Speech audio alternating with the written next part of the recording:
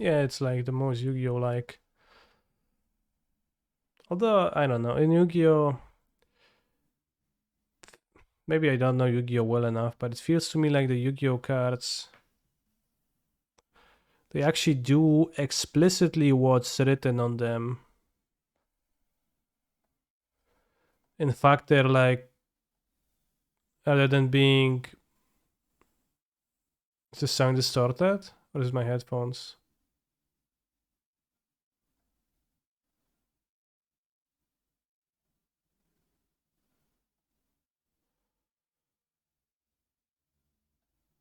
I think the sound is distorted.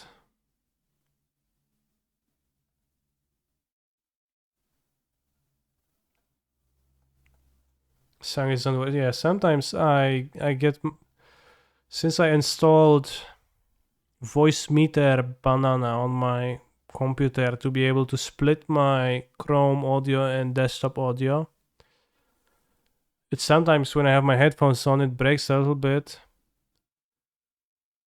And I start hearing the sound is slightly distorted and I have to like reconnect the headphones. So it sounded exactly like the distortion that I get when my headphones break a little bit because my drivers are a little bit bitchy and they probably should be different.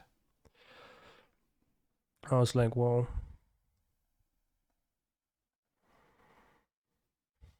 Guess my headphones doing the thing again, and then I learned that it was actually the song.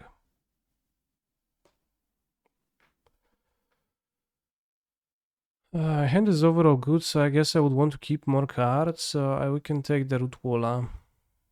Or we can just take the Hollow one for more power. Forgo activating Force of Vigor. Although if we take the Rootwalla, then we draw 2, discard 3. Still probably discard Force of Vigor.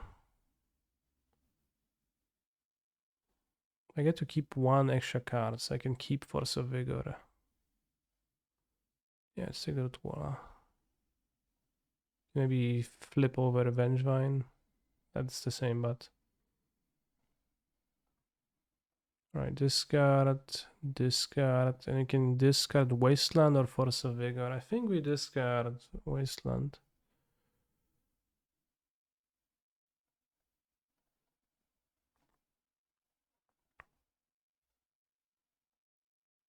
Maybe we should discard Force of Vigor because it's gonna be hard to use it when going for the Mox X-Drinker move here, but...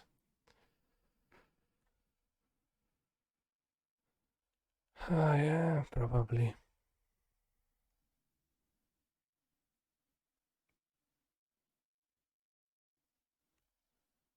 Just want to strip mine that Mox yet, okay. Time Vault, sure. Powerful opening. I drew a green card, so let's just use all my cards to answer my opponent's cards. I want to kill the Mox. Probably not. I'll kill things end of turn.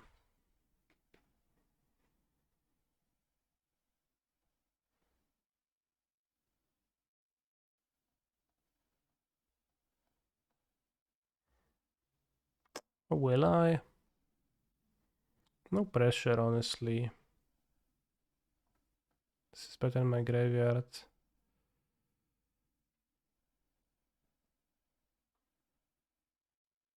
Can use the Bazaar now. If I had 2 Rootwallas, I'll summon.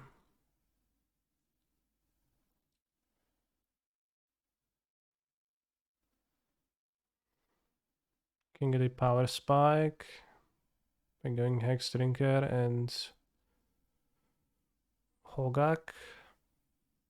But then I don't keep Force of Vigor. Or I can get a small Power Spike and still keep Force of Vigor and just get Hogak. It's probably better. I have 4 cards, 5 cards.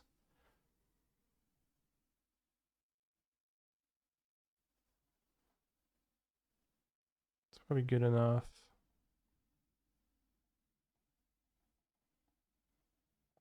Next turn we attack for 12, 15. I don't see why we need the Vengevine in play. Yeah, exactly. I think just better to keep to pitch if I need to interact with the Time Vault combination. If my opponent forces this, that's fine. Maybe I should upkeep kill those 2BH because of Tinker. 2.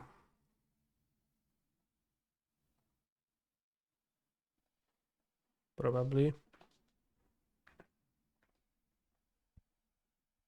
Repeal. Oh, that's a costly one to discard. They draw Saga. I think we'll manage to fight through a Saga. I think they force should X Drinker.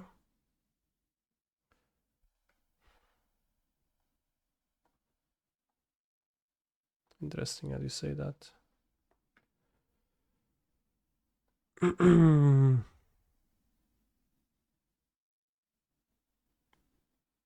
Well, I can technically beat the Sphinx with X Drinker level, but not without Cradle on at hand.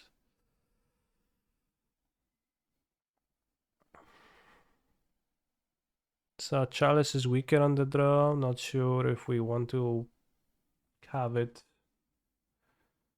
Let's not.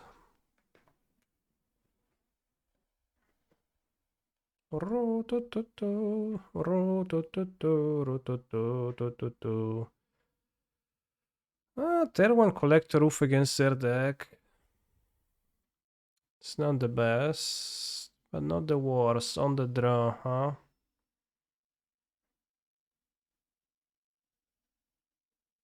They move to 6. This is tricky because we only have 1 mana, so you have Collector Oof and literally that's it. Force of Vigor for the Saga.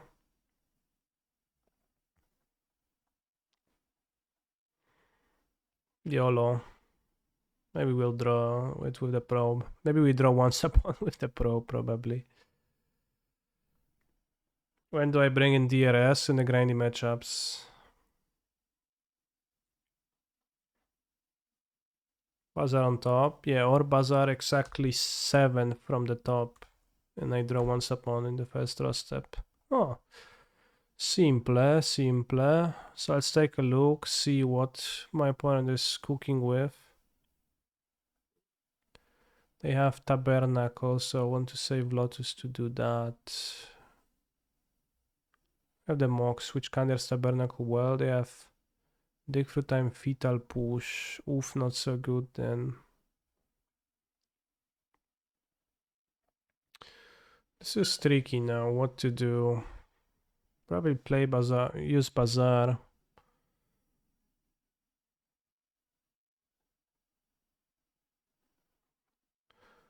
Don't quite need second of this. This.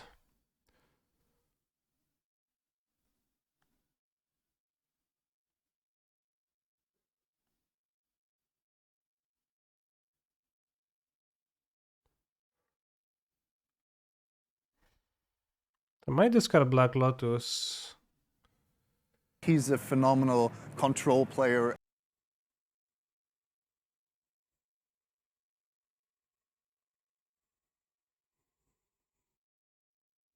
Yeah, let's discard Black Lotus. And wait. Given their hand. Discard Walla, play Oof into Vine, into their literally revealed Tabernacle. I guess Lotus is better given my plans. Because that would let me force a Saga. You're right. Mindbreak Trap. Mindbreak Trap House.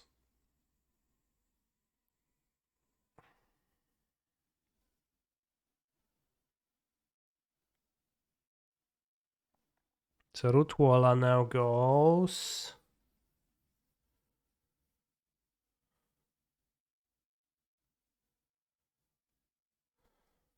Passeggio and Mindbreak, I think.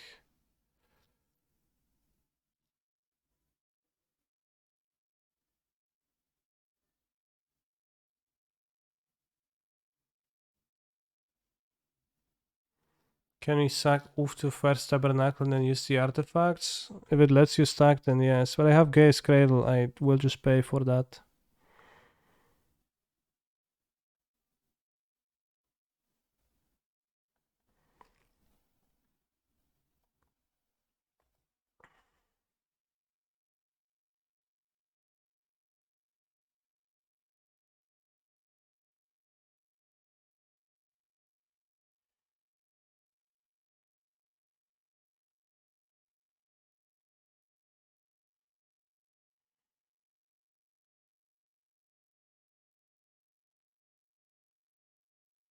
I'll push the Oof. It's fine.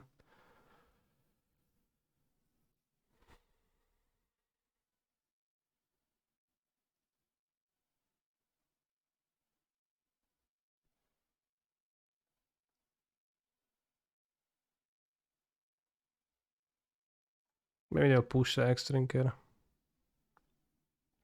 We don't really need to push X-Drinker much because of stuff. Because of the fact that they have Tabernacles, I have to pay for it.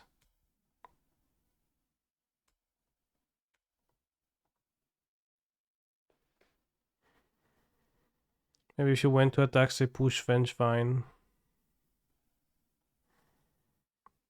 Well, sure, but I got an extra level this way, for sure. Guaranteed, which seems better to me than Trickery. And I doubt they want to push the Vengevine.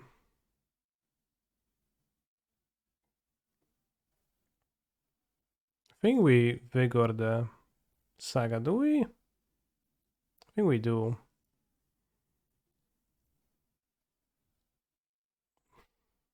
They just push my non-oof, so this is much weaker. But if they make a construct, it's kind of a problem. They need to Vigor the constructs and then get to search for a needle or whatnot. If they want to spend their deck through time, that's okay. Because they won't have a dig through time.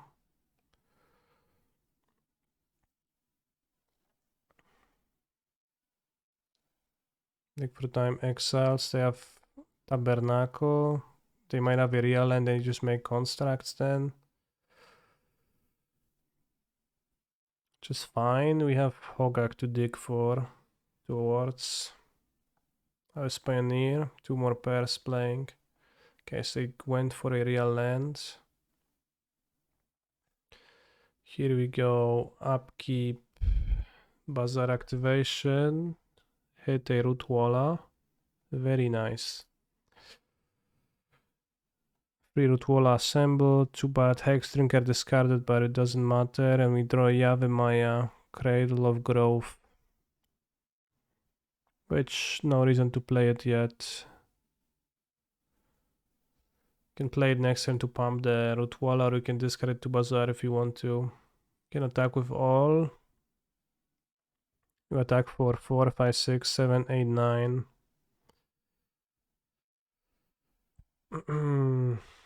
Also, you don't play Yavimaya, so they have to crack the fetch, go to 4. And they are in... Well, they have 2 constructs, they're not quite dead, but...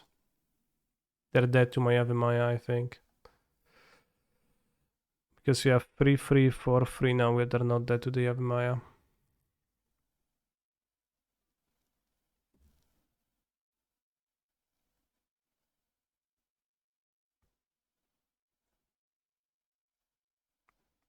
Hello, Mr. Vintage Streamer. Hello, Luis Yakut. They probably Needle, maybe.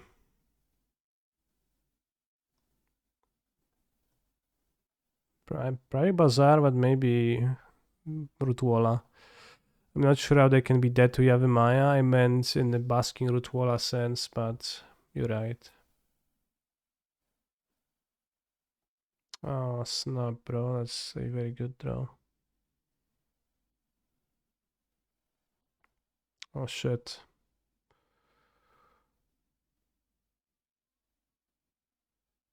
They named Bazaar.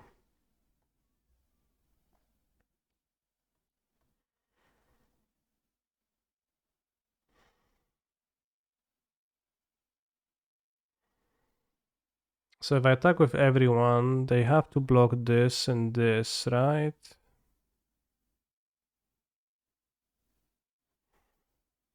And so we trade these for these, and I have two creatures versus them with Tabernacle and nothing else. If they block this and this, then die. So yeah, they have to...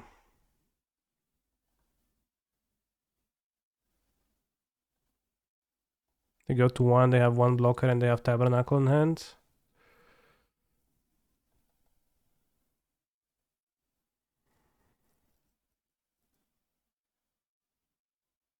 And 1 life. So I can play the Yavimaya in case of... I don't know, something. To let their Tabernacle tap for mana. That's probably pretty bad, because now they can like draw Ancestral, cast Ancestral, still make a construct. And play, I don't even know what though. I don't think they have anything to play. Maybe you can play Veil of Summer in this deck. Probably not.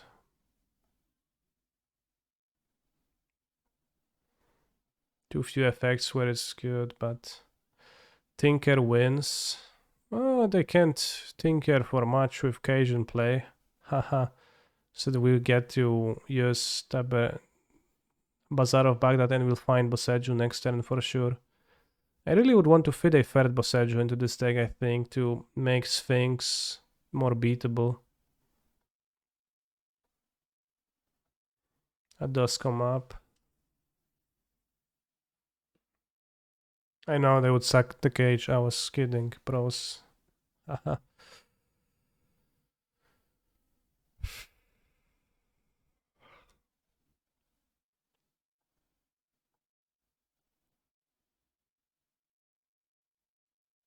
Now what card to cut for the Boseiju? Okay. Maybe just don't play Avimayas. Honestly, but just play the Cradles and 4 Boseijus. I think Probe is just better than that. Maybe the Avimaya underperforms. It's not actually super.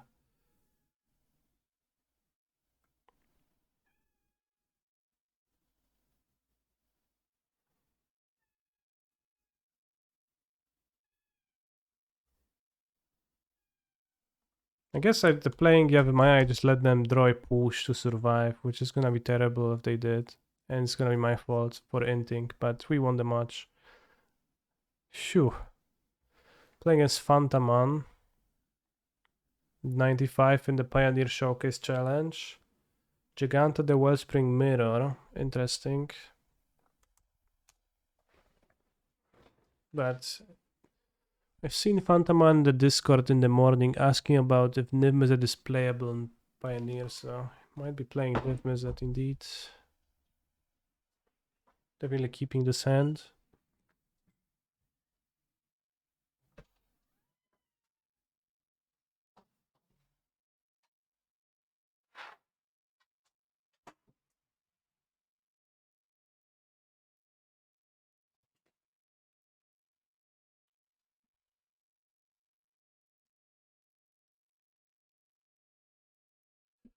Zag of Trioma.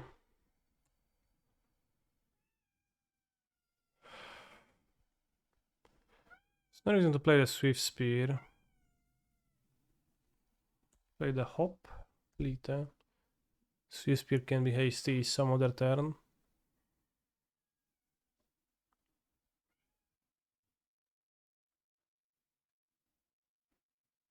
Dread for my Hoplite. Love to see it.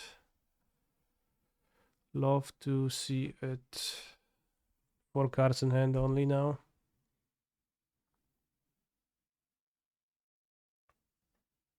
would want to spend a red card, so my mana works better with playing both Plains and a Gandra, but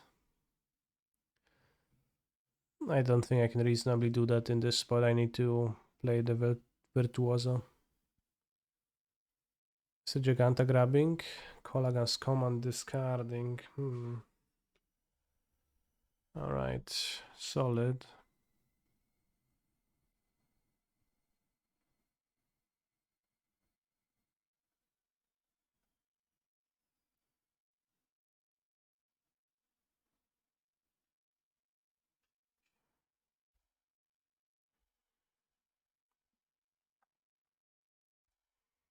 Let's see how much more removal he has. Extinction event doesn't hit both my creatures. Deafening Clarion is an option, but doesn't seem like.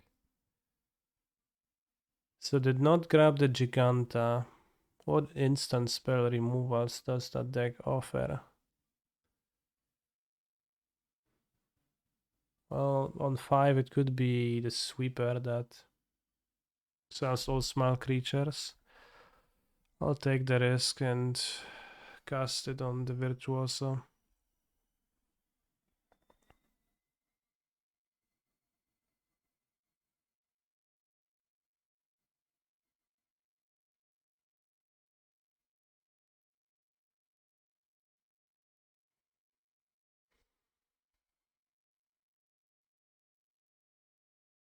Interesting.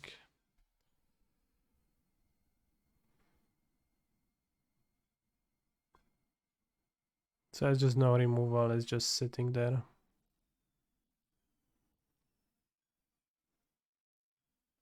No? Leyline Binding is pretty good, but letting me connive is a bit odd.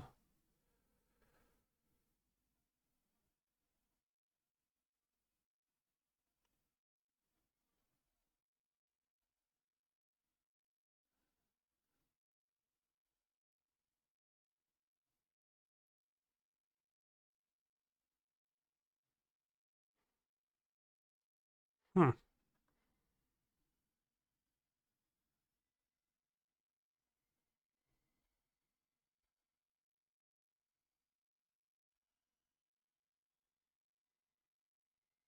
This is 14 plus 4. So it's 18.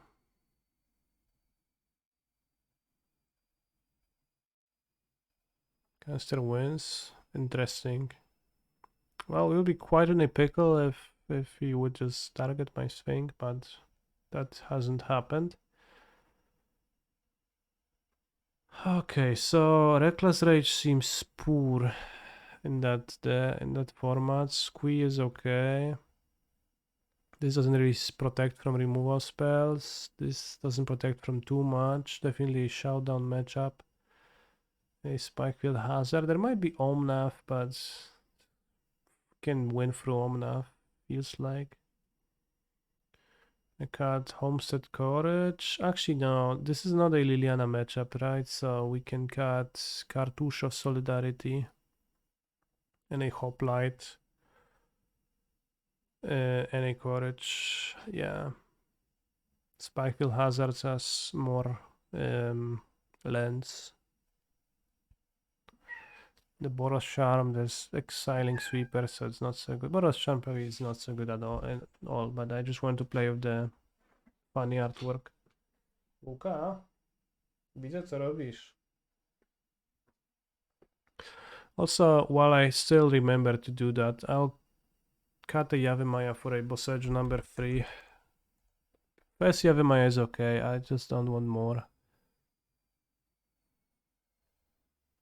I like then is Cyborg to swap for spikes. I have it then in the main deck. I'm playing the spikes as extra lands when I go bigger with the Shoutdown of the Skulls, but also I like Spikefield Hazard as a card against mono green, where I can kill turn 1 elves with it to not fall behind and die.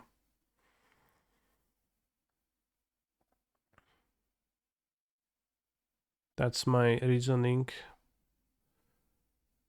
So it serves a dual purpose. Let's keep 2 lands. Maybe I would want to keep the third land, but maybe we could put back Homestead Cottage over a land, probably. Okay, we drew a land, so I'm glad I didn't.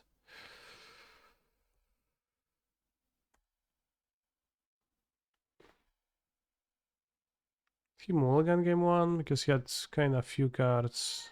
Mull to 6, okay. Rodbound Crag. Let's go Caryatid.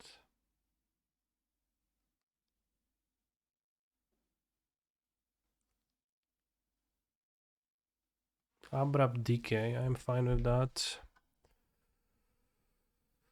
Have Showdown the Skulls, so I'm okay if this gets dealt with Sorcery Speed. Next turn grab Gigantid and play Showdown. Hopefully find a creature amongst those. Or just draw a creature on my draw step. That God's Willing draw game 1 is pretty Nazi, I agree. Interesting, I can play Squee here. One can retaliate with a Niv Mizzet, but they can retaliate with a Niv Mizzet to anything I'll do.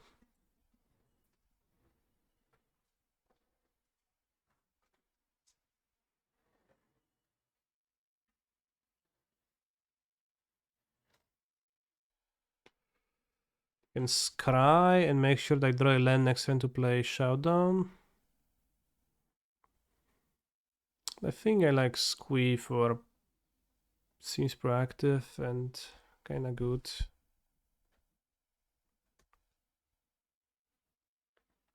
Makes a dwarf, makes a goblin, deals 3 damage. Squee these nuts.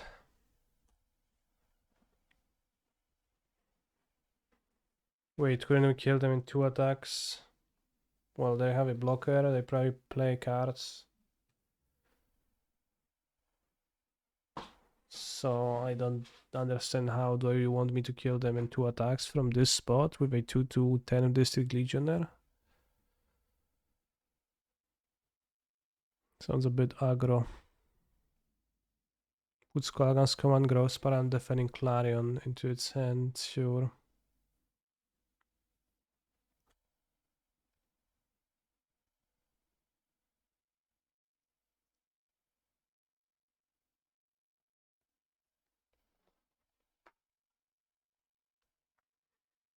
Planescape Torment LP, Fall from Grace's theme.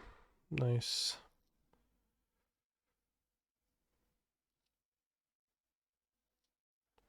Want a land on top.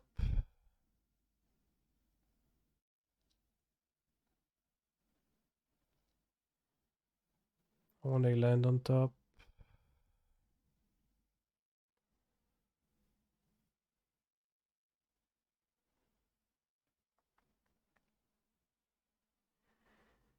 So yeah. Blocks here, I go protection. I want a land on top. Bottom. Protection from, let's say, black. I don't know. And that's not the land I want on top, so I guess we haven't found the land I wanted. So, well, we'll see how it goes. If I get targeted by Kolaghan's Command, discard Showdown. Discard, maybe I will discard Showdown. Just try to use the Legionnaire to attack. I just made Legionnaire 6/6 last turn. Maybe that was better indeed. Bring to light. So this can grab Shadow's Verdict. No, because there is Giganta. No Shadow's Verdict. So we'll see.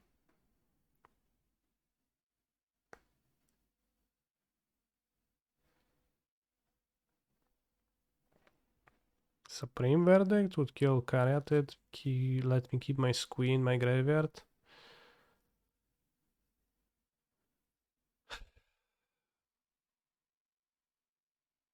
Bros, Planescape Torment was a based game. I played it for a long time. I guess I just did one playthrough, but it took me a long time when I was young. Solar flare, that would work, yeah. Huh, T-Balts, interesting. Doesn't even seem that good.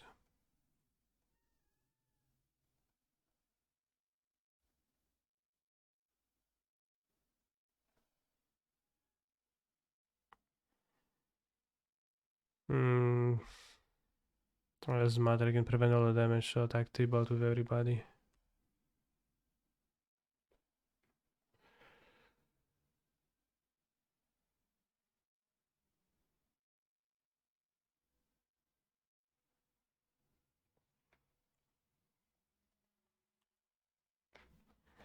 Alright, Squee making some goblins, mind goblins. For now. Yeah, you can't play Supreme Verdict either because of Giganta, so it's just Clarion and Extinction event seems like.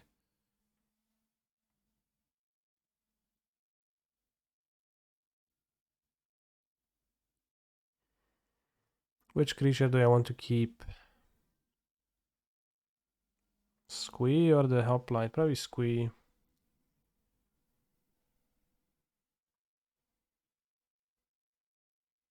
There's a Kalagan's command in hand, so I guess I don't want to keep any. Because I want to keep the Showdown to win. Okay, resolves.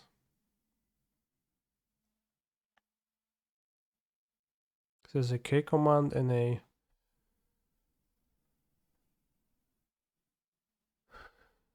K command and a Growth Spiral in hand. So I want to be able to discard the God's Willing. And K command will just counter that anyways, make me discard. I guess K command can buy back a Niv Mizzet. We are succumbing to the late game, unfortunately. Ouch.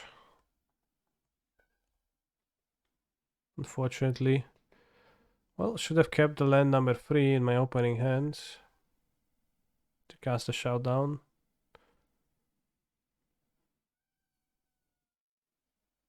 But another Showdown is close to being the worst draw. He shocked in, but he can't K command now because no red available.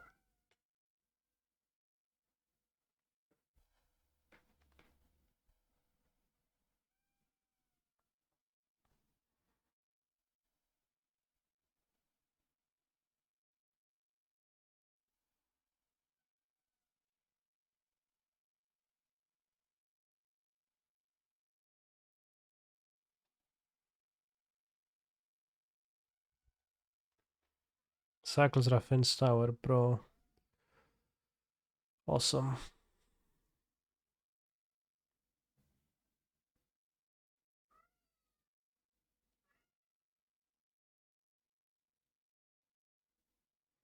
Is 5-color Niv even good against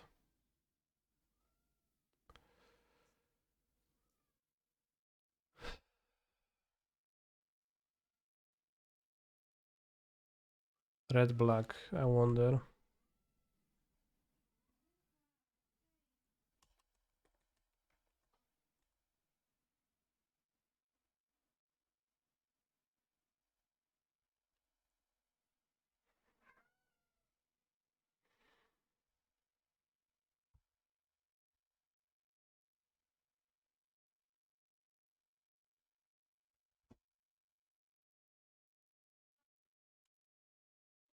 Returns the Niv Jizzet.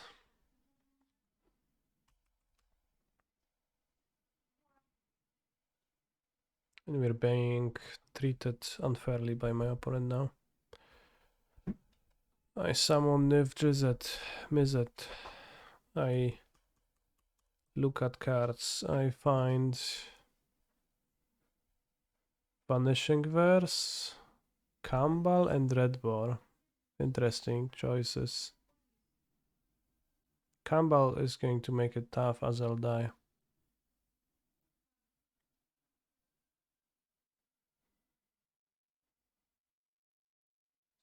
Your cat just falls from the sky, bro. Yeah. Good for her.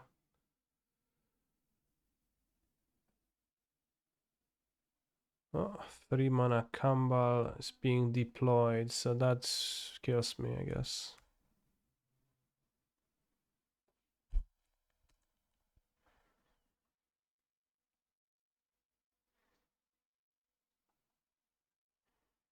Campbell.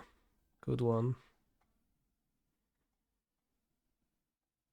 Maybe I won Boros Charm. Probably not. On the play, we're gonna have a good time.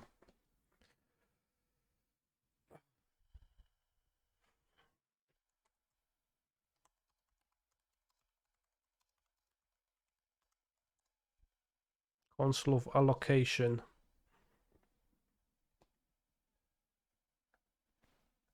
He has friends in many places and all of them seem to owe him some favors.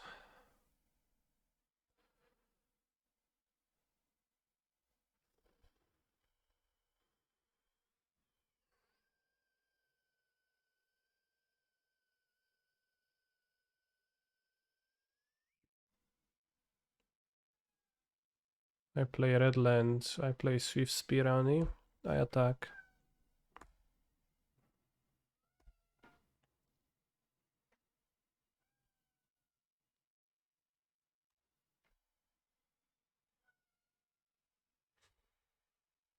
Just like take the damage from the hasters. I have so many hasters. Put him in a tough spot.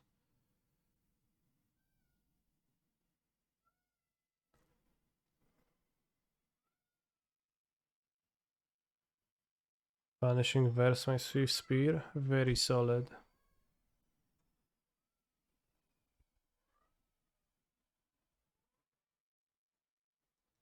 Now if he has exactly Clarion in hand,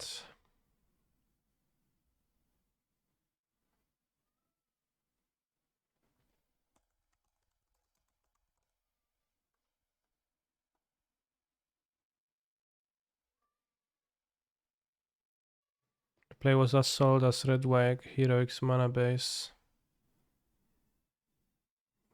Okay. So like medium. One Clarion. I don't need to play again around Clarion.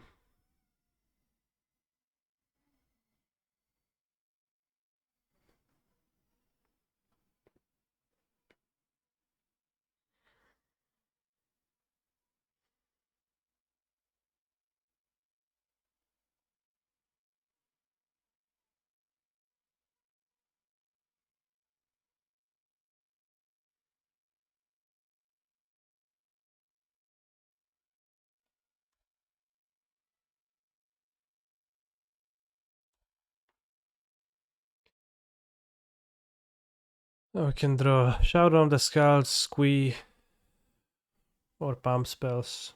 It's all powerful.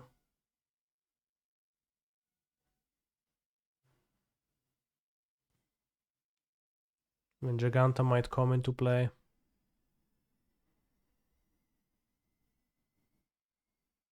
Another Vanishing Verse, very nice.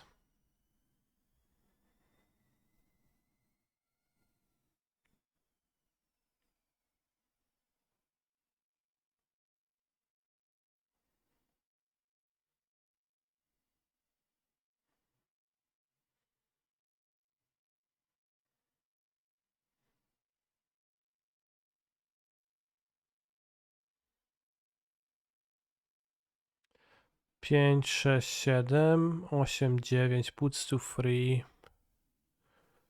Needs natural extinction event, but even then, it's fine.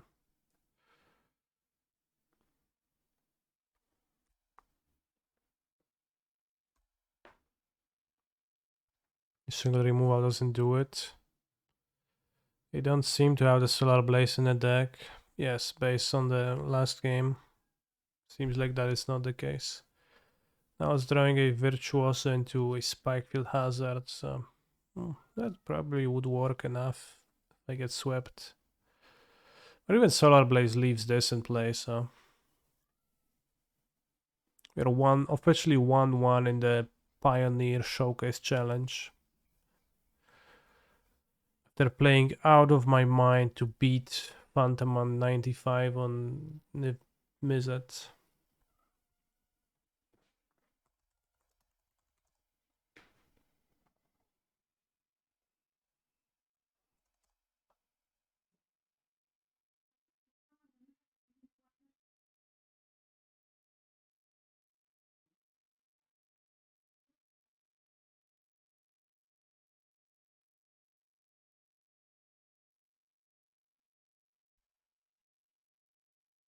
And now it's time to go to Enchant Wardle and honor my 10th District Legionnaire for the victory. Is Giganta really worth it? Worth what? That's a question from me to you. What cost am I paying to include Giganta in my deck? And 5 color Nith. Oh yeah. Well, that depends. It's unclear to me because you do pay some kind of a cost by not playing some cards that you want to play. Terravor. It can be Terravor. The creature. It's white or red.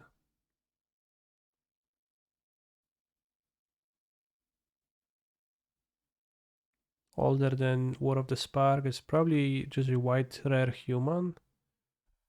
So let's go Kythion Irregulars. Human soldier. Soldier, so it's not a human soldier. Can I ask your opinion on Narset and Pioneer right now? Seems both blue-white and blue-black prefer not to play that card now. Yeah. Well, does Narset do anything with her passive? If not, then she's kind of weak because you just kind of play her and she gets attacked inevitably. 4 is not enough. No, 4 is enough, right?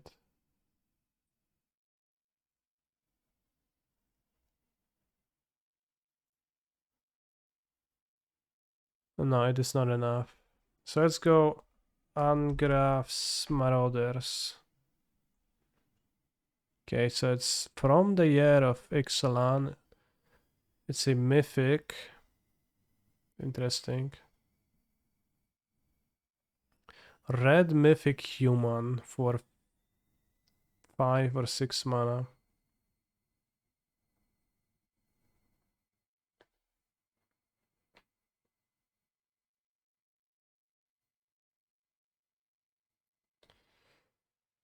Red mythic human for 5 or 6 mana.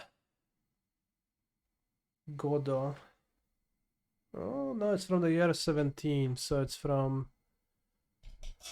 It can be Rowdy Crew. Rowdy Crew costs 4 mana, and it's from the set Ixalan. It's from the year of 2017. So it's from Hour of Devastation, Amonkhet, or Aether Revolt.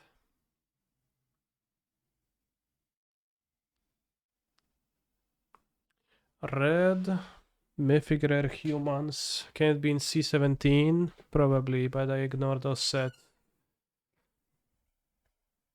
It's not a legendary creature. The Jeru is white. Human 5 or 6 mana mythic. Just red, so it's not Samut either.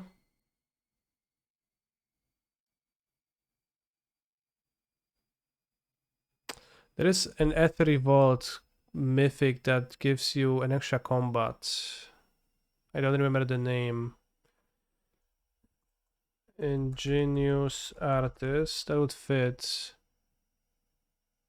Lightning Runner. Is that the card I'm thinking of? Yeah, that's the card. So it seems like that works, right? 5 mana mythic human warrior. And it's from the correct year.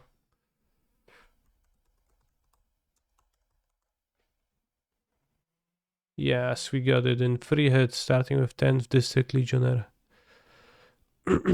Catch me if you can. Whenever Lightning Runner attacks, you may get bzz, bzz. Then you may pay bzz, bzz, bzz, bzz, bzz, bzz, bzz, bzz. Wait, so how many?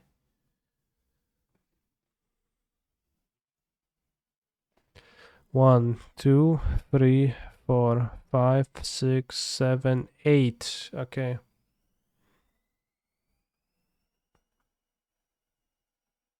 This is a fairly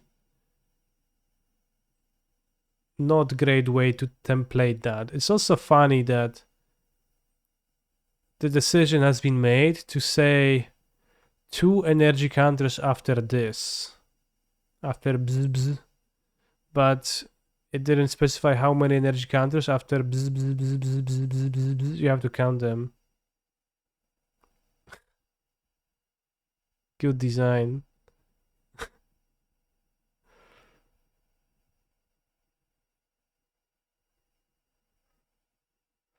I have to pay 5 mana for my 2/2s. Well, it's double strike haste, so it's like a 4/2. Why count them when you never played this? Fair. It's just, yeah, true.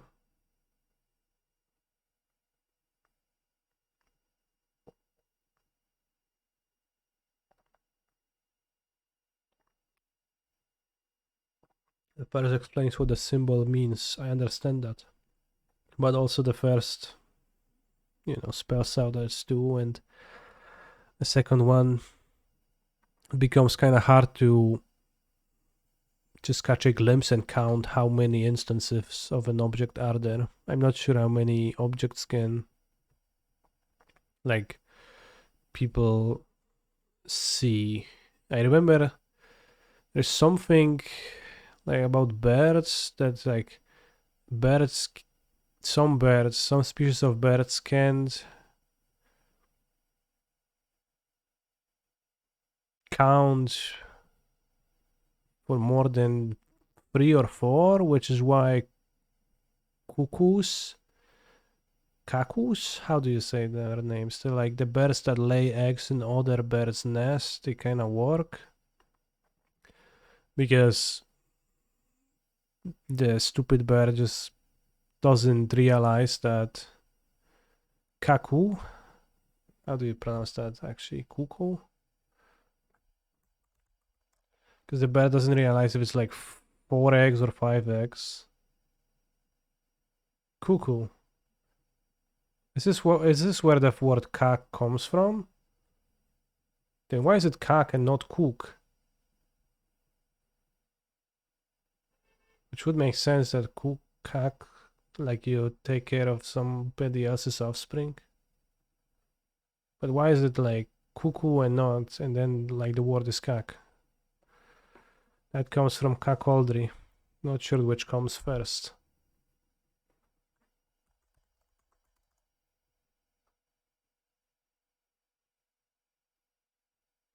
Cuckoldry etymology. Let's go.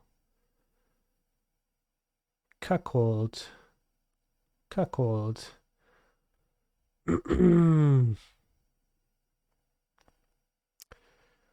Old French from cuckoo, Old French cuckoo, old English cuckold. Late Old English from Old French cuckold, from the cuckoo's habit of laying its egg in another bird's nest. Okay. So it's from the bird, right? So it's funny that like the words are pronounced differently even though they have the same origin and like the same meaning, even rather the same core meaning. The equivalent words in French and other languages apply to both the bird and the adulterer. Cuckold has never been applied to the bird in English. True. Well, I don't know if it's true, but it makes sense. Alright, now I'm going to teach you, chat, to say cuckoo in Polish. Kukułka. Wait, shut up, tool. Kukułka. Repeat after me. Kukułka. Hyder kinda got smashed FNM with Titan. Everyone's playing like off meta modern. Tough luck. I get smashed with Titan at my FNMs occasionally too, so I can relate. Kukułka. Kukułkowate. Rodzina ptaków z rzędu kukułkowatych. Kukułkowych, sorry. No tak, kukułkowaty są z kukułkowych, no ma to sens.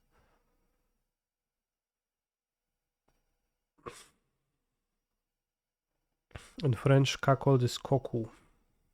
Well, how is this bird named in French now?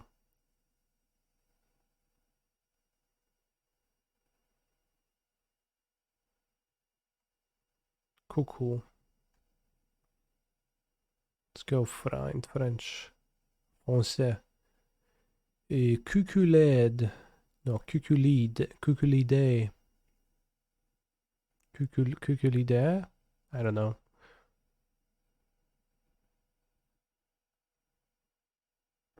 Cuculidae. Oui, oui, ils sont cosmopolites et fréquentent principalement les forêts et les zones boisées. Oui, si, si. C'est vrai, oui, oui. That was the language of French. Ils sont fréquemment boisés, zonés.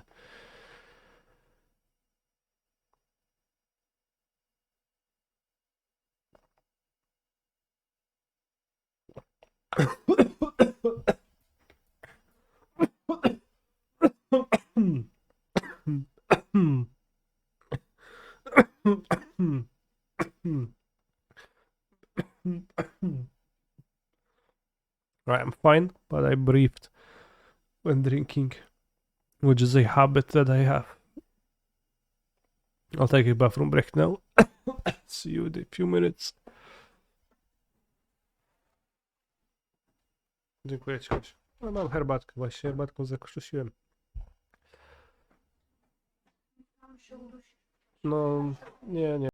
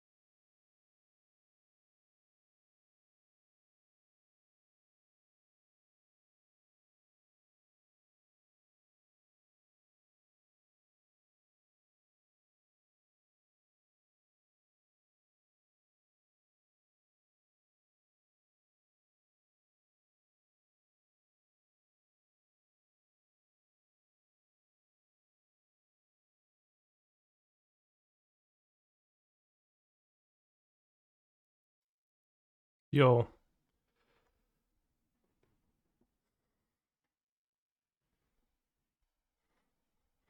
When we played the Dwarven Mine with 3 other mountains and play, that dwarf escapes from his enslavement and hides in the mountains. Well, but then what happens? It gets transmogrified into an Archon of Cruelty, which who knows if maybe working in the mountain mines was not that bad compared to that. Who knows? Not much of a freedom when it still gets targeted by the controlling player. It seems more desirable than being enslaved in a mine. Well, indomitable creativity destroys the things you target and then new ones come out, so it's like, yeah, would you get harvested and become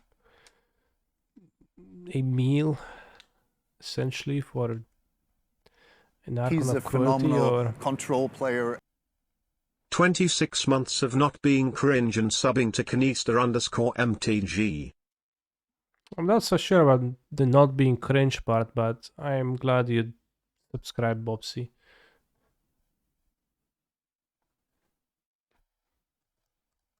Let's like not go too far ahead, right?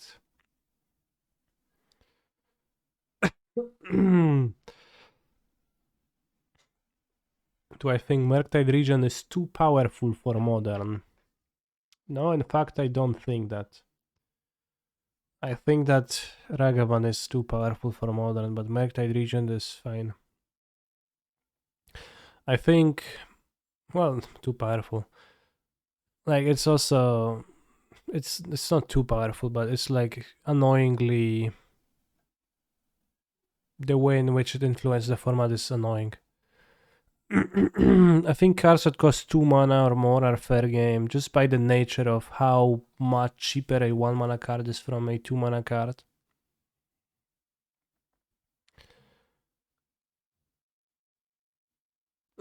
The 2 mana cards are fine to be much more powerful than 1 mana. Exactly, like the reason why Murktide is powerful is because of the Ragavan pressures. Like otherwise, you can absolutely counter that. In a comfortable way, you can play removal spells and kill Murktide region. That's fine. We've seen something similar with old Grixis Death Shadow, which really struggled against blue-white control. It had no early threats, just the Delve monsters and Death Shadows, really. And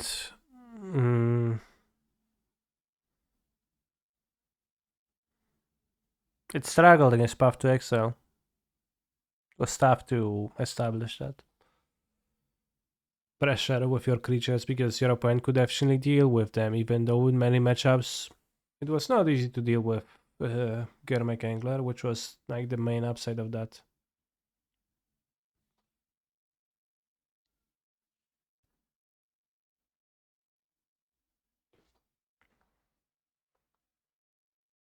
Not only Murktide, but also Express Filtration, so they know what the good cards are, kind of, but it's a funny comment.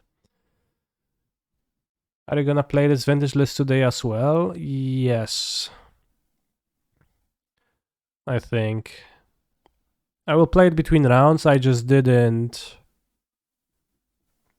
want to start now because there is 2 more matches going here. We're currently in a league of vintage 1-0, defeated a Tinker deck despite getting absolutely clowned by Hullbreacher first round of the game. Even though I could have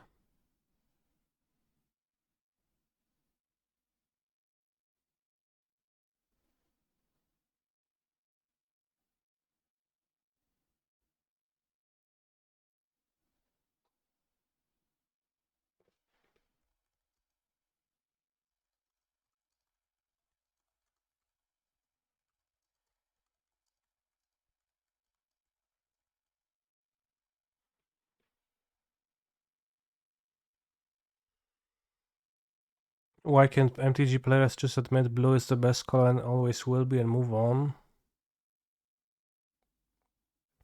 I think some do.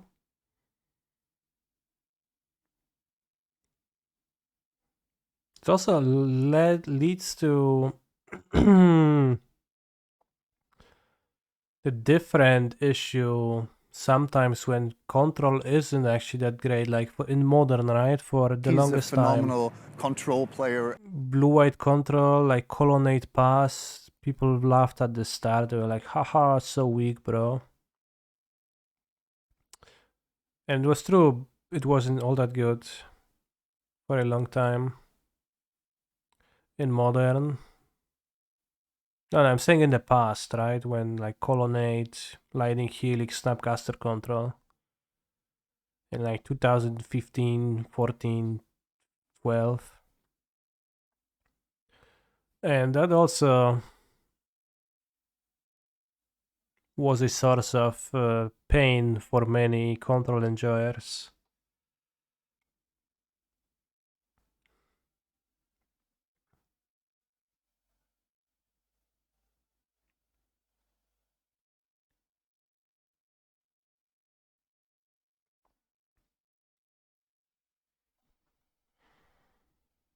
Blue isn't that good anymore. I think it is. XL_TV, thank you for your 5 continuous month of Prime Gaming subbing.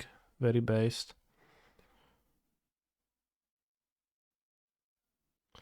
Imagine if white was the best color and every match was live gain versus live gain. Well, I think white cannot be the best color because its thing is live gain, right? So like you couldn't... I'm not sure if you could design a game where the best thing would be live gain.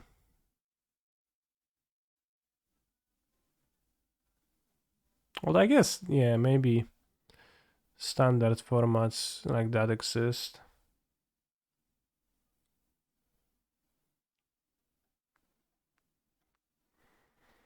As more things, the mono white hammer deck isn't about live gain, true. Is hammer more of a white deck or more of an artifact deck, though? That remains to be discussed. The printing of leyline binding, blue-red is now unplayable garbage and blue-white is totally broken. We had a Twitch chatter in the Discord claiming that. I don't remember the name, but leyline binding. Then I searched for blue-white control decks playing leyline binding. What's a blue-white control card? The fairy hero, probably.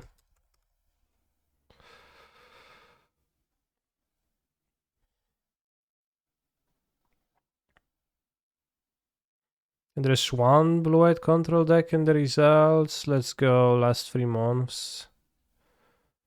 Just one? Let's go Supreme Verdict. Oh, that can hit some 4-color decks too. 4-color, 5-color, 4-color. So it doesn't seem like the blue-white decks are even playing leyline binding much.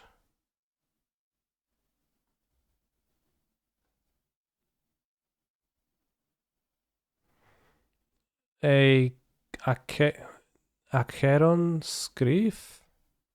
I don't know. 2 binding.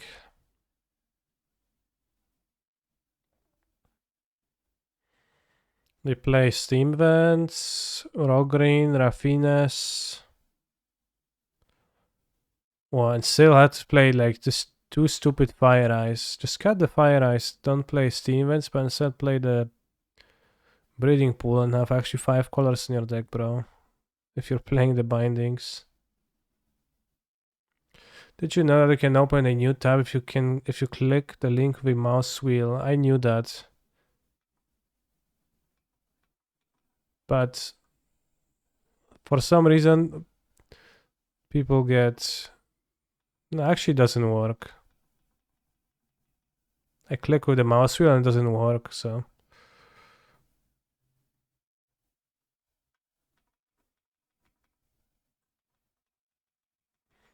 What is the alternative? Click with both?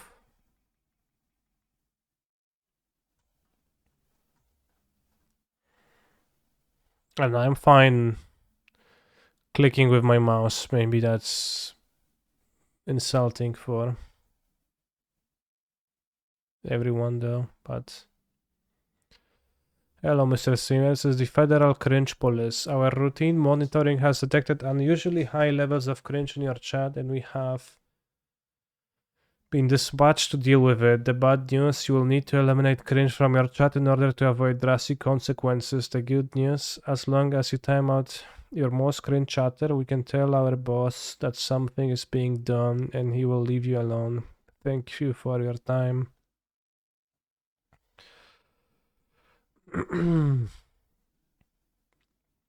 Alright, timeout for 10 minutes, ultimate price. We're safe. Thank you, police, for leaving me alone and not going after my stream.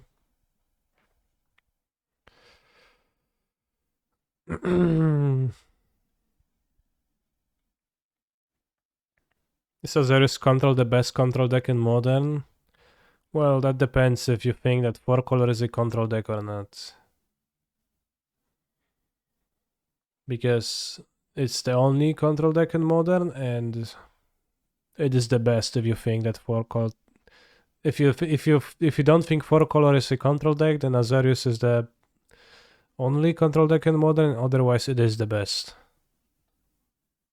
control deck in Modern.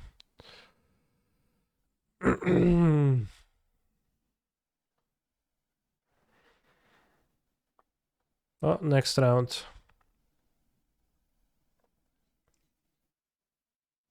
Could a blue-red tempo deck exist in Pioneer that's not Phoenix?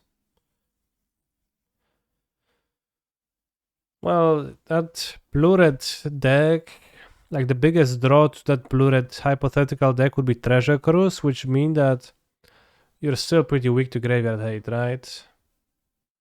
I think.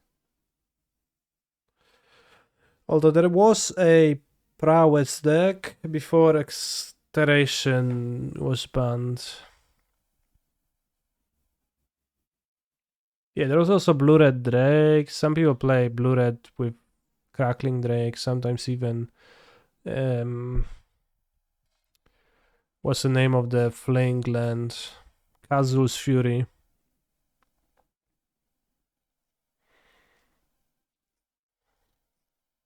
But Blue-Red Prowess existed before Iteration was banned and was kinda okay. It wasn't that good. I thought it was better than it was. Then I went to Berlin to make a card market video, and Carl from Card Market asked me, "Hey Canister, what are your top Pioneer decks?" And I say, "Bro, this Blue-Red Prowess deck is sick. I'm about to play it next stream, but I haven't played it yet." And then I played with it and it was fine, but not that good.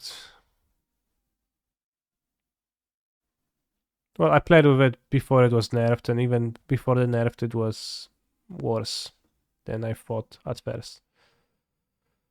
With Iteration, Blue-Red Prowess would be really good with now with the new cards, such as 2-drop creatures. There's plenty of 2-drop creatures available for them, but yeah.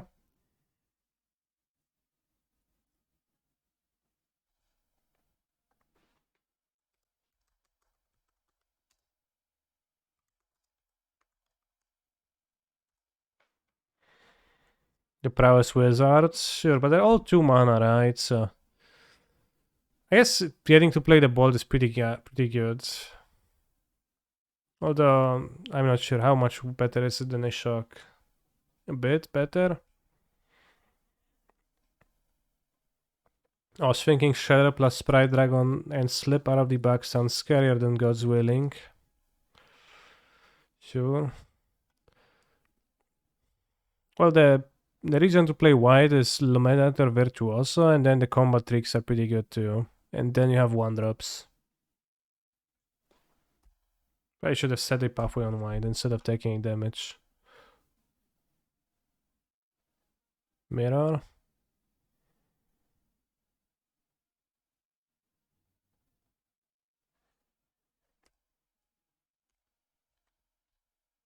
So blue heroic is a fine idea. You get like very nice curiosities, but you don't have cheap creatures to put them on, unless you just want to put them on like random flying man, which is maybe okay.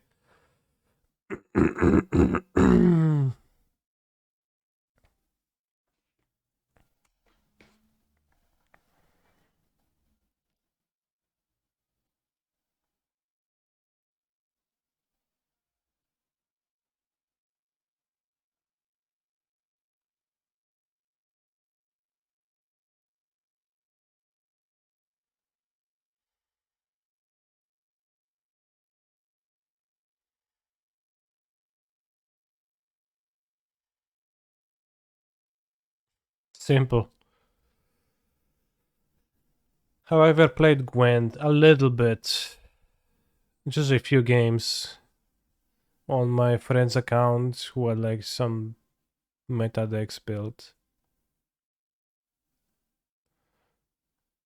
Alright, let's actually bring the removal on the draw. This time. Normally not a big fan, but kinda seems to work against me whenever I get on the draw. Is Squee me more real? I don't know yet. That I'm playing it to try it. What if I want like maybe a single shot on the skulls in the draw or something like that? Sometimes the games go for a bit longer.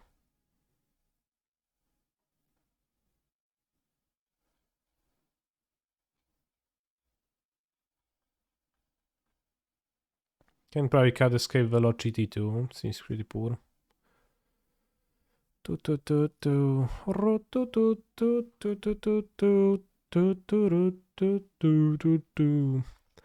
Darker Waste is a pretty big upgrade for Blue-White Heroic, but man, I missed the red cards a lot when I tried it.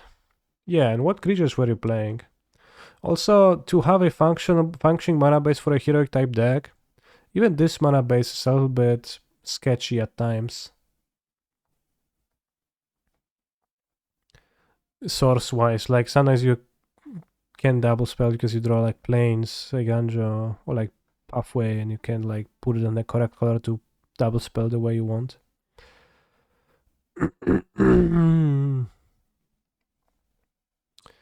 So I forgot what I was starting. Oh, the mana base. I think for blue-white to be really good, you need to just wait for the Seacrom Coast.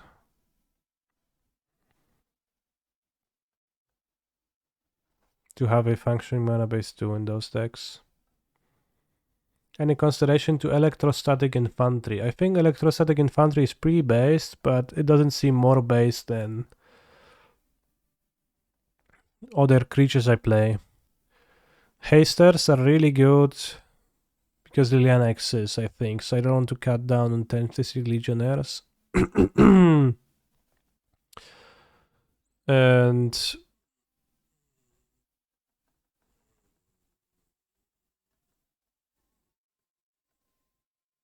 oh, flooded. I think I need to cast a portable hole. So I want Hasters.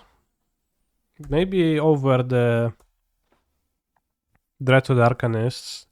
The thing I like about Dreadhorde Arcanists is being able to play it into Stomp and then it doesn't get stomped. That's pretty good. So it doesn't offer that. They only have 3 cards. Probably should just kill their creature.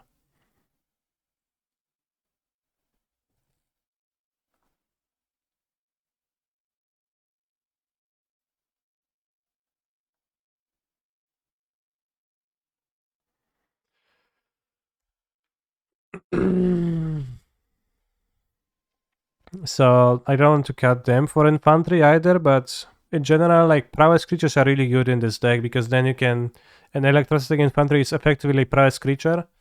It's really convenient that you can like pump around other creatures. That's really good. It's nice tapping. Have I tried Flowstone Infusion? I haven't. It seems okay. It seems interesting.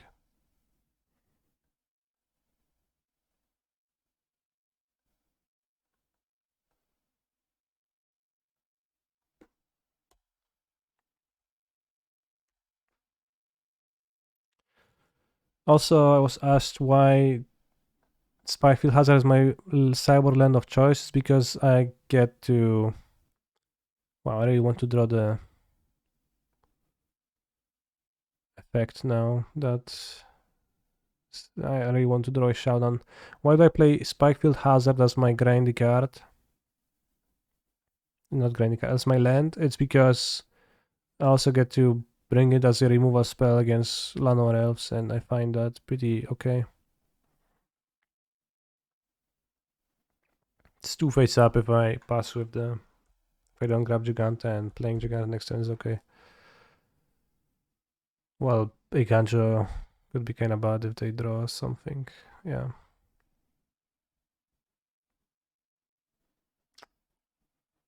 Three, 4. Okay, play out and Ganjo.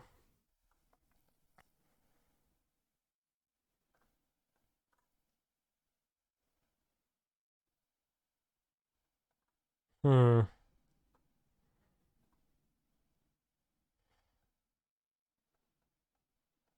Okay, or I played Rhetor Arcanist and Giganta.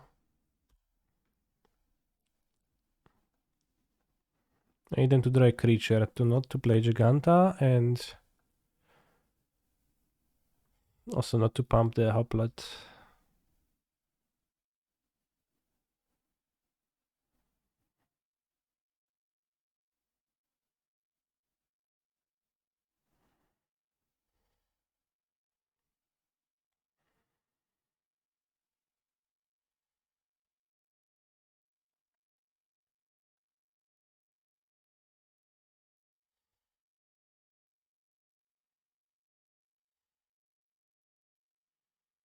Do we? I think we just do, right? Because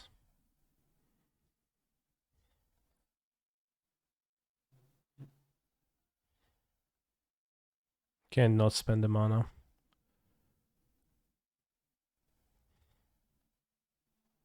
Okay, worked. Awesome. Yes, no plays. What they draw? Interesting. Do I just buy all of my decks on MTGO? I do, yes. They probably drew Rending Volley? No, I don't know.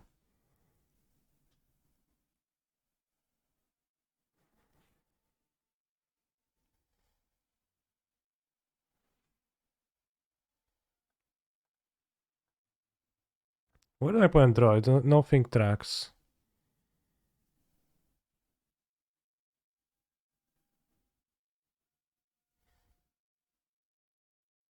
I think I rage. It's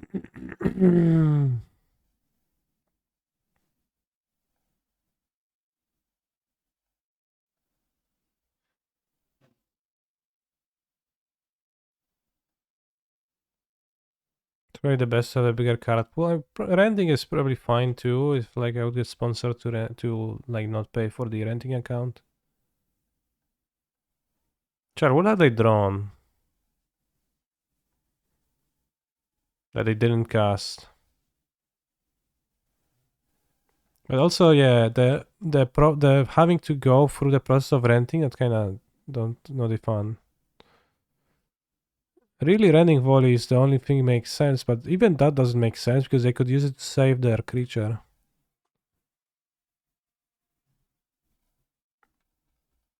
So there's literally, I guess maybe that would be a third Rending Volley too, which is a lot of Rending Volley, which is unlikely they played as many, but not impossible. Well, if they had Escape Velocity, they should have played it. With Courage, but then they would have played it. Maybe they have something else in my deck that I don't play, but from my deck, I didn't have a single card I wouldn't be able to play in this spot.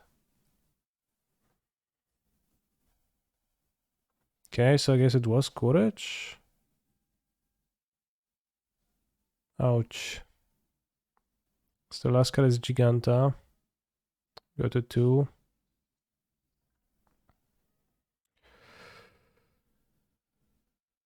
Oh.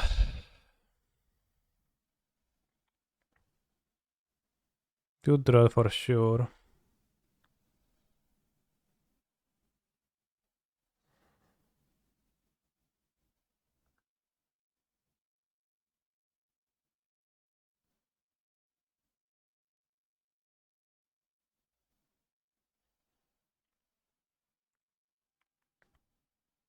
Do I attack with the Arcanistus Stern? Doesn't seem to make much sense as a chump attack. Can't really die to anything. Maybe Ancestral Anger into protection spell, I'll die. Can wait to make my connive better too. Maybe could attack with Giganta, but no. Not quite. Renting, depending on how long you have the deck, could be more expensive in the long run, I suppose. Yeah, I'm not sure. No Giganta swing. Well, I don't have a block on the Swiftspear then.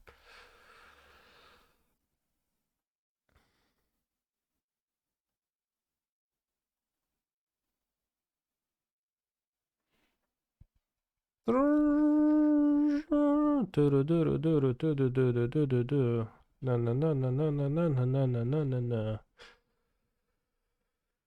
Oh, bros, I don't know. Seems like they did draw the Sorcerer Speed Combat trick and they just decided to not play it pre-combat for some reason, and they didn't play it post-combat either. That's what happened. They were just afraid of rage. Yeah, makes sense. Attack with Virtuoso. Attack with Virtuoso.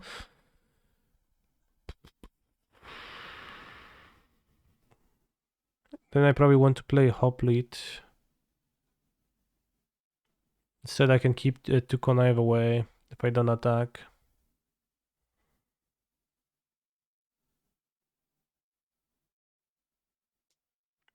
I think I wait. Want to draw some tricks for the attack to actually maybe force a charm block immediately. Or something. Don't really want to play out a Hoplite, it doesn't do anything. Would rather connive it away. I adopted a new dog last night. She's 5. She tried to run away this morning. She isn't used to me yet. Well, it's probably gonna take a while. Opponent draws Pathway and plays Giganta, which clogs the board for both of us.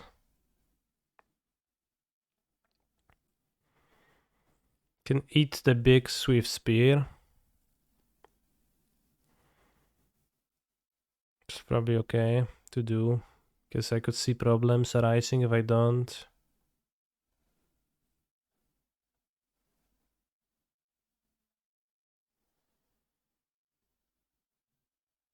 They still pass.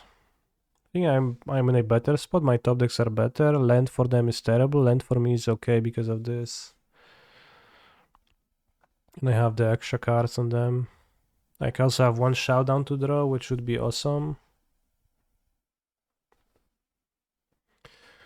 This game is difficult. I am unsure what the path to victory is. Well, I think it's to wait a little bit patiently with the Virtuoso.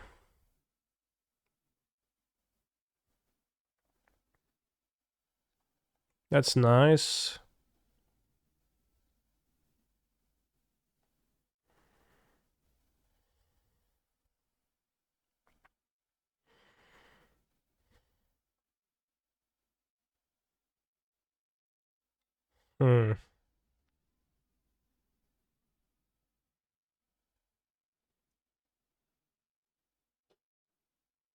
Too risky to play at no point.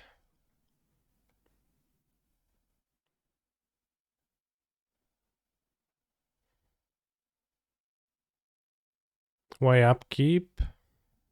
Well, when do you want them to cast it? I could raid Giganta once, actually, because they have damage marked on Giganta. That's nice. I forgot about that.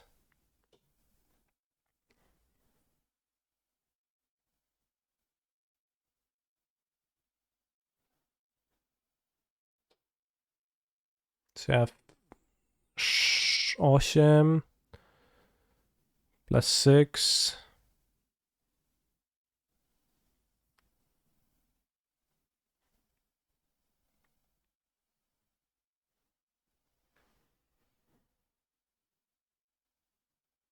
So I can't kill on this turn, doesn't seem like.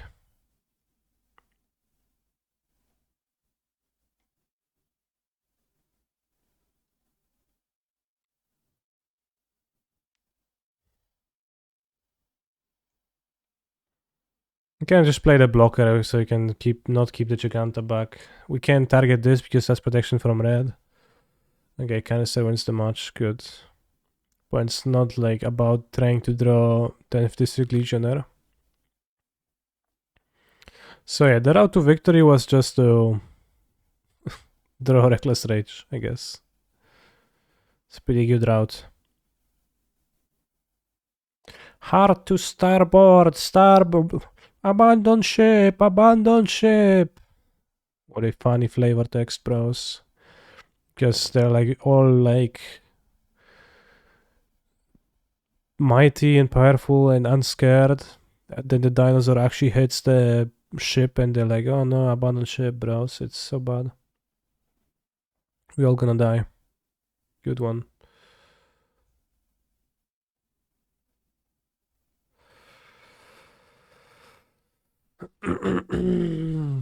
I can play vintage match now.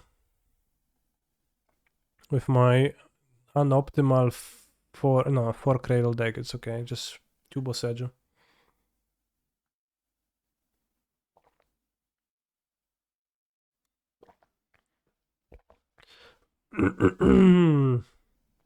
Kani, I will follow your footsteps and play Red White Heroic in the upcoming RCQ I qualified for. We needed to qualify for an RCQ. I wish you best of luck in your heroic adventure.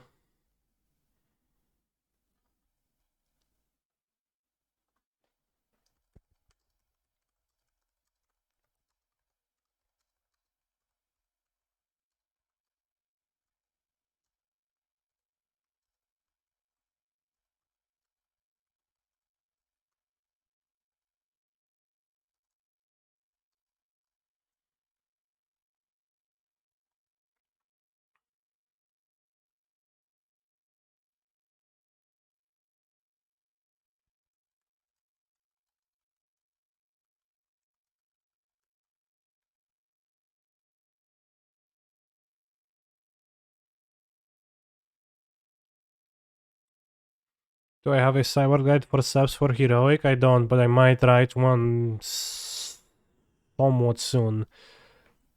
Just need to make sure that it's actually playable with Liliana in the format. Last time I looked at Boros Heroic, it still played Feather. Feather is too slow and clunky. I think Feather is fine, but it's just not compatible with Giganta, and that's... I played Feather as a sideboard card once with Heroic, and it was pretty good in that role. I put it against Red-Black and just untapped with Feather, God's Willing, Reckless Rage, and the opponent was like, well, I guess I'm dead. And I said, well, you are, bro.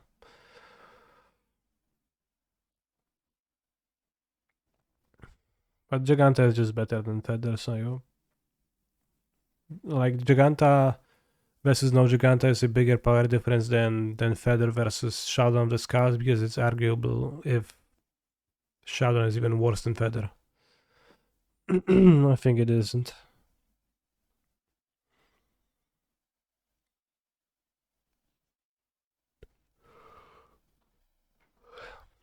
Any vintage opponents?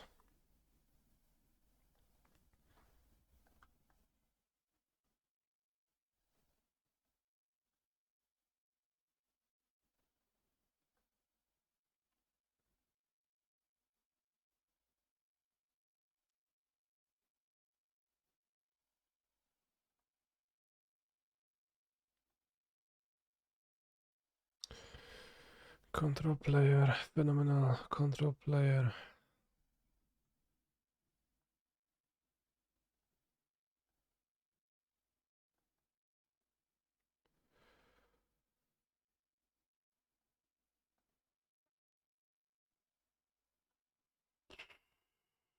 Just play both, you can put 4 Giganta in your deck, smugh.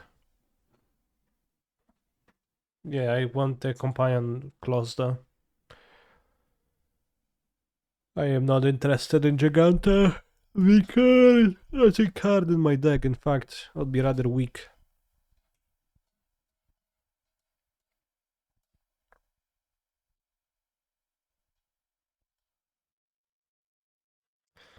In fact, pros Giganta.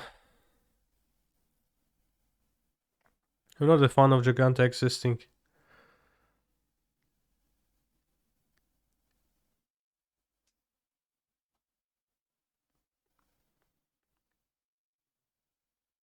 Just not a fan of Giganta existing. What matchups are you hoping to pair against? Not Deathrite Shaman midrange. And not... just that. And not Hogak, not actual Hogak, I guess, with this. But the rest is fine. Can I put the vintage deck in the Stream Deck Arena, please? Sure. I'll put the version with that I recommend with 3 Posedjus, actually. 1 Yavimaya, despite the fact that it's not the one I'm playing.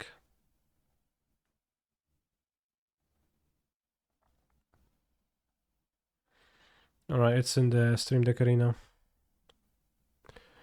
So you discard this, and Powder. Then with Madness on the stack, we cast our first spell of the game for free. Once upon a time. Can get Collector Roof, or another hollow one, or a Hogak maybe.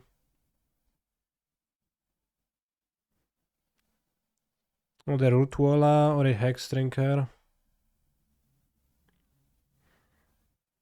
I will use Bazaar once again, so let's take the Rootwalla for the free of use. We're on the play, so we might not need Hexdrinker here.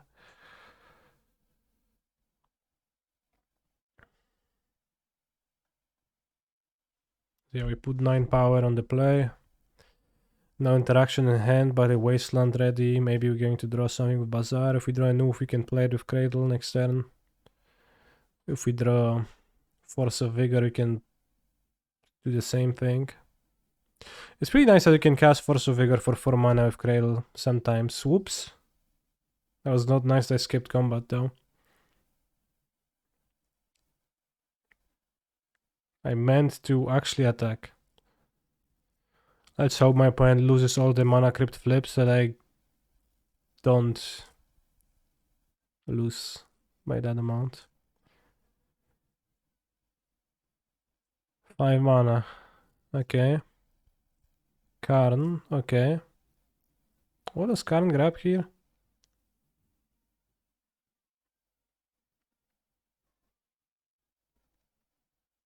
Pithing Needle. I guess.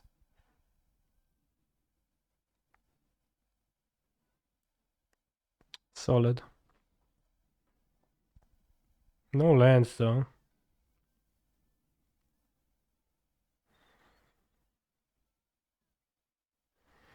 Well, that's really good.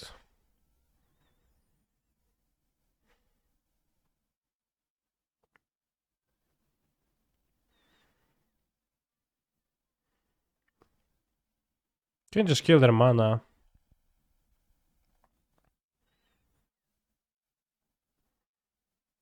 I have Strip Mine, so yeah, I can just kill the mana.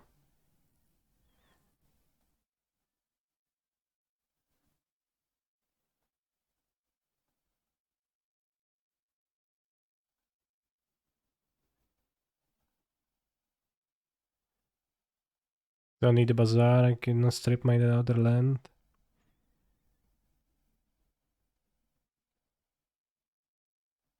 Lost a flip.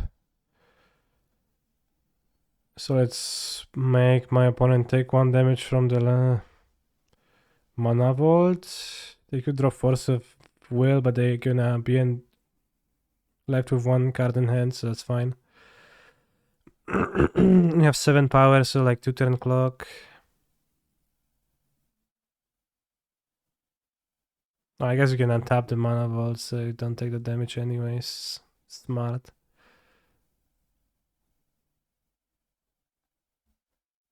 Outsmarted. Although that means a key activation.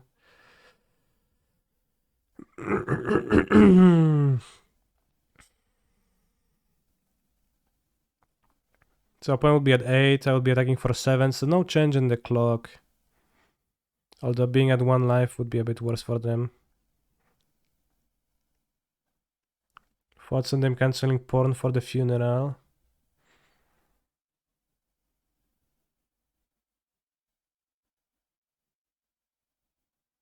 Bros, I didn't understand that Queen dying is going to be such a wealth of memes. Where did I like this? Oh, it's a photo. Wow. The funeral of Queen Elizabeth II.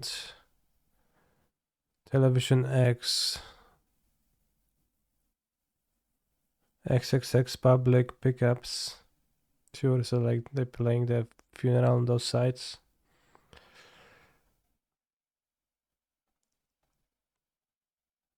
Great draw. Bro, using the abilities on the Root Wallace is so overpowered, it's insane. Root Wallace is so much better when it's a 3-3 and not a 1-1.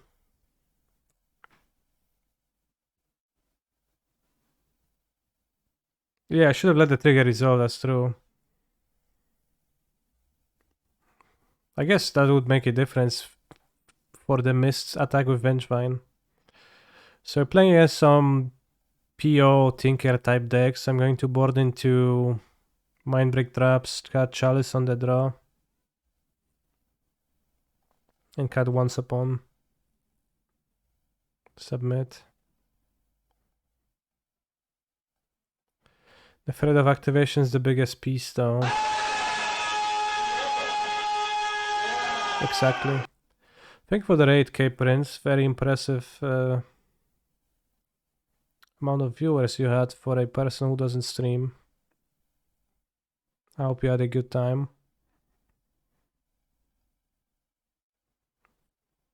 Have you played the arena limited thing?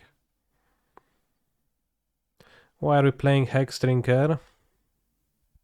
I explained that earlier in the stream in more detail, but basically it's a threat that kills people.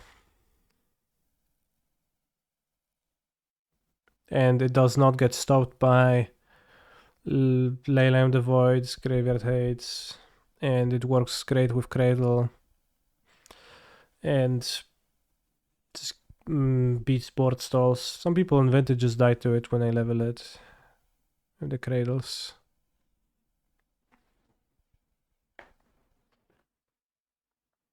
Didn't get there in the qualifier, very sad.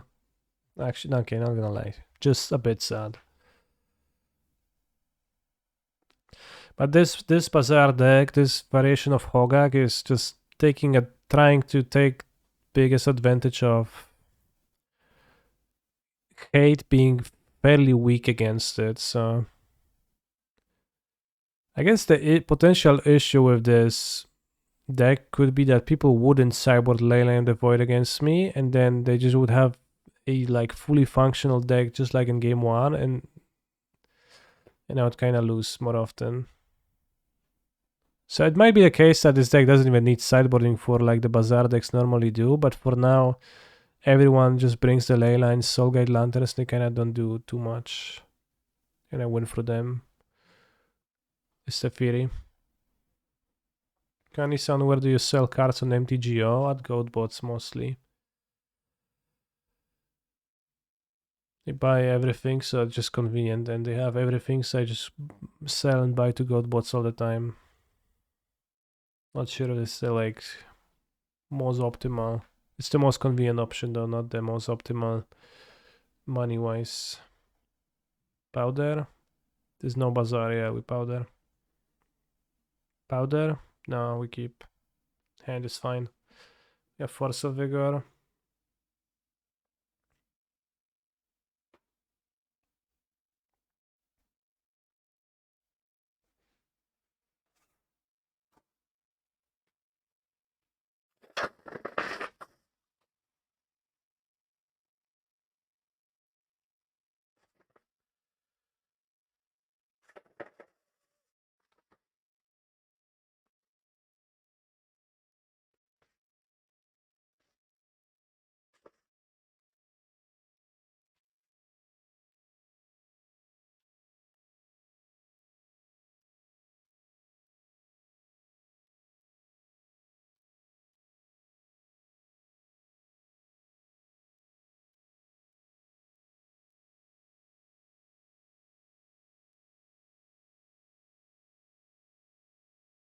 Well, moves to 4, so they're probably going to struggle. This is deck favored versus mono white. I don't know, but Hex Trinket is something that helps a lot against mono white, because against mono white sometimes the game stalls, and somewhat frequently with Bazaar decks is that the game stalls, your opponent can block your creatures, you can't win anymore. And Hex Trinket just can win in this situation like this, so I think it seems helpful. If you manage to get the first 3 levels relatively early, and then it cannot be pathed anymore. You can also block all of the creatures too. So you can like Borstal and then make 6/6 protection and kill. Okay, move to 4 Black Lotus, some big opening here. Oh, is there gonna be a Time Twister? Balance. Oh shit, bro. Right. Well, we get a Root Wall, huh? That's pretty funny though. So I'm going to kill Mox Pearl and Black Lotus. If I had 2 Root Wallas, I would summon the Vengevine. It would be so funny, but unfortunately can't. 2 Prime Subs auto-renew. No, you have to renew them manually.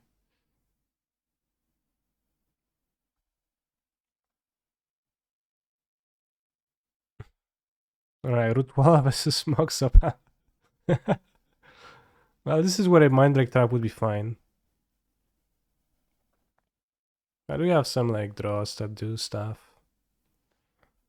Alright, Wasteland. Why not? With Drake Cradle, after I can pump the Root Walla. They draw Saga, we're gonna kill it. Serum Powder is so sick in this deck now. It's very strong.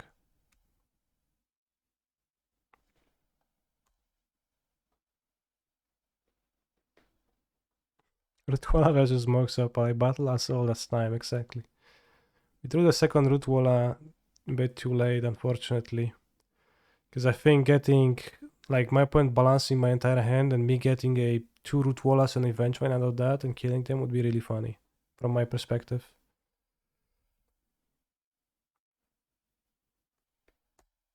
Don't worry. Am I going to surgically extract my Bazaars? Doesn't seem like.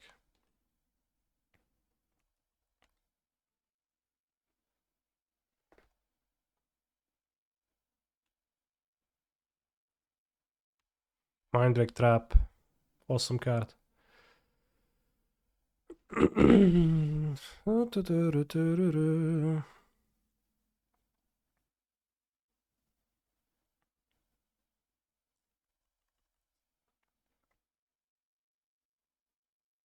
Oh no, that's a land. Eastland. Solid. Sure. What you naming? Wasteland or Bazaar? Wasteland makes sense.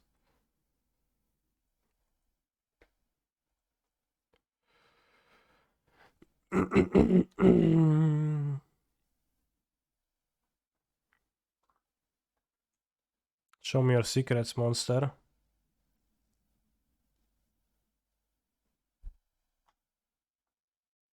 Another needle and a force of will.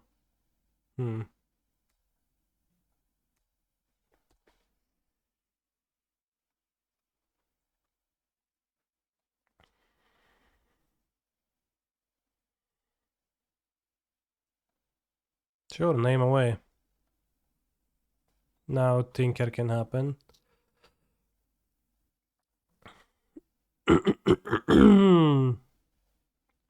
So I have Vengevine in the graveyard.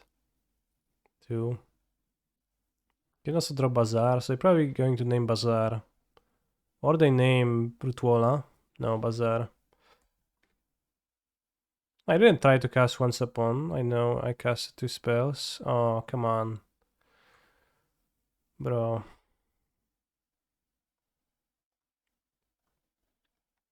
Is it worth to play it? Not quite.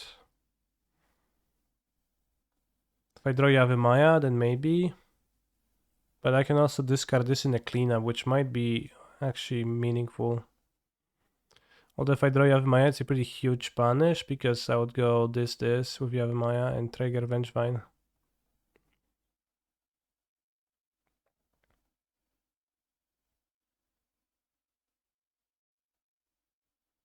Sejuhu Endures. Good draw. Okay, so we'll play the Oof, I think. As Force of Will, maybe they'll discard it, that's fine. They can draw Tinker immediately now. This guy is so bad, like, I guess 10-1 my opening hand would counter the balance, but it's so bad. So you can pump and attack for 5, or you can play under Oof, which seems solid. To make sure that they can get out of that. Same clock. Now I play the Bazaar, no reason to keep it in my hand because I will not clean up the Rutwala. I can draw Force of Vigor the things. Oops, that's strong. Kinda. It doesn't beat pump, attack again, and doesn't beat that either. Hands up, hands up, hands up.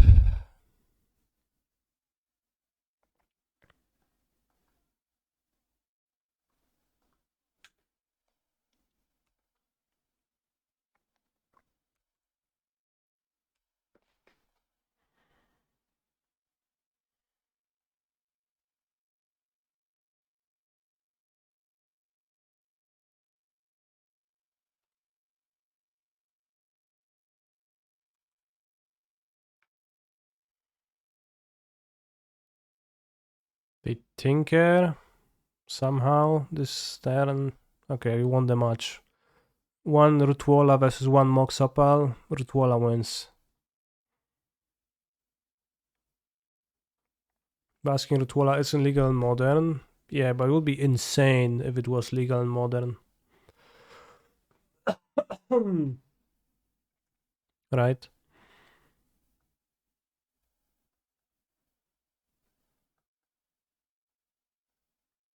Actually, no.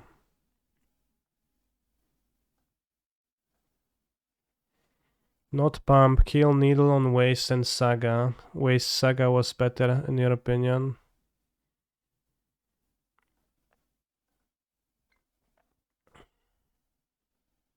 Why?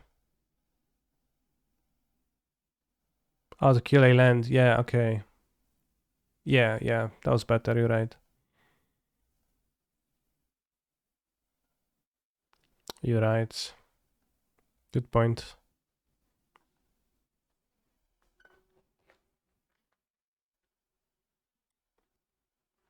I would like a black root wall, like pay 2 life to get +2/+0. That would be very nice.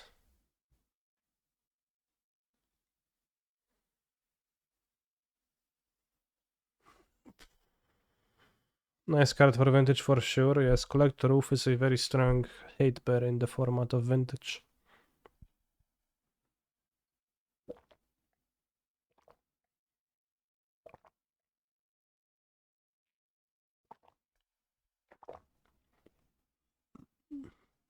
Yes, Force Saga and Needle on Wasteland and Wasteland Tundra would be good. I agree.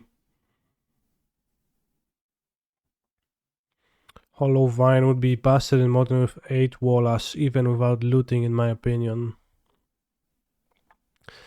Well, how would you discard them? And what benefit would you gain from discarding them?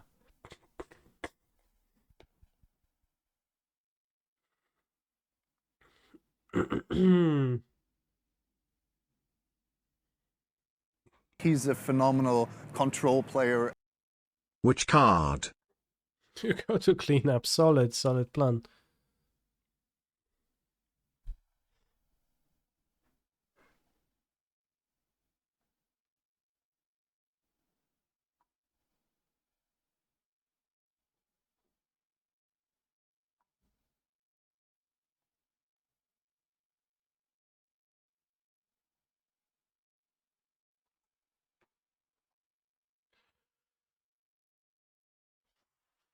Cookbook Burning Inquiry and Goblin Lore. Yeah, I don't think a random deck would be tier 1 though.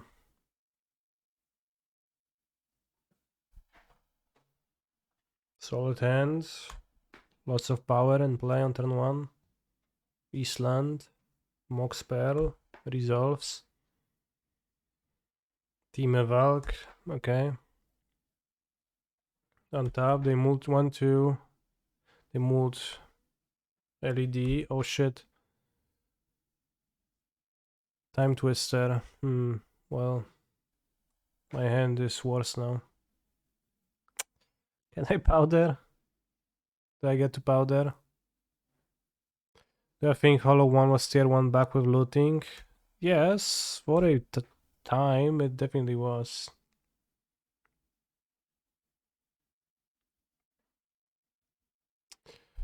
Oh, bro.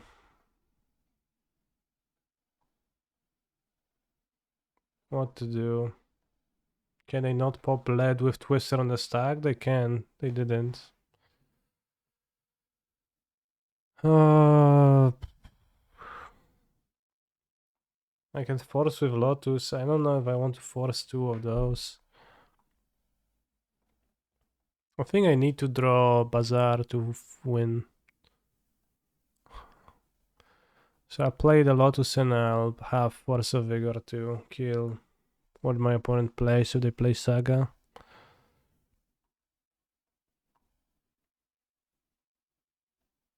Hardcast Powder, yeah.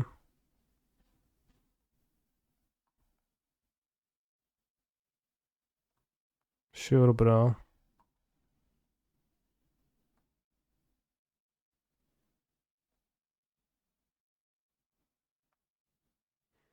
Can outcome already. Grim Monolith. What's the next step?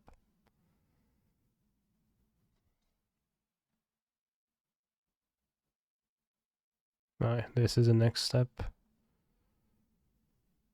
Yeah.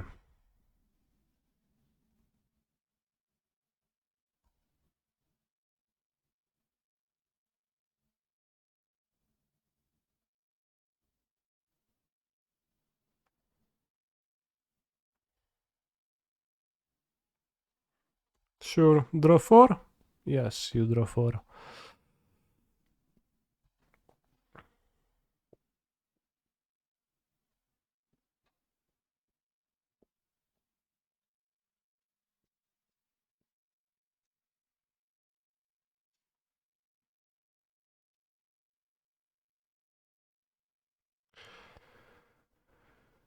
Oh.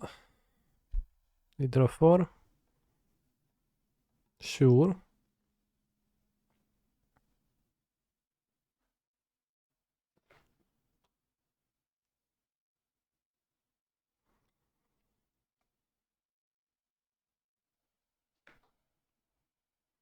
This was a I wish I had Mindbreak Trap moment.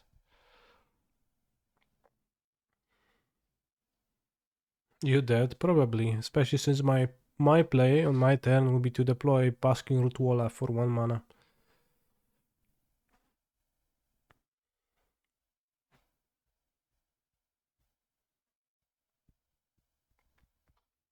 So I can imagine it does not beat theirs. Not even Wasteland because they have too many basics. Are Root Wallas a real animal? Good question.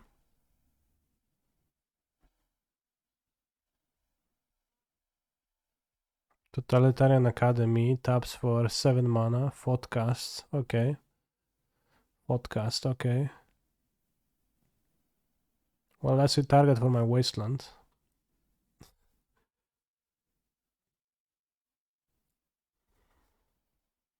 Tinker. Okay. To Citadel.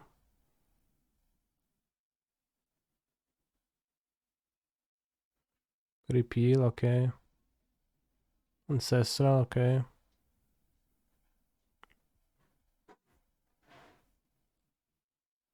Oh no, they've seen my hand with Prop. That's fine.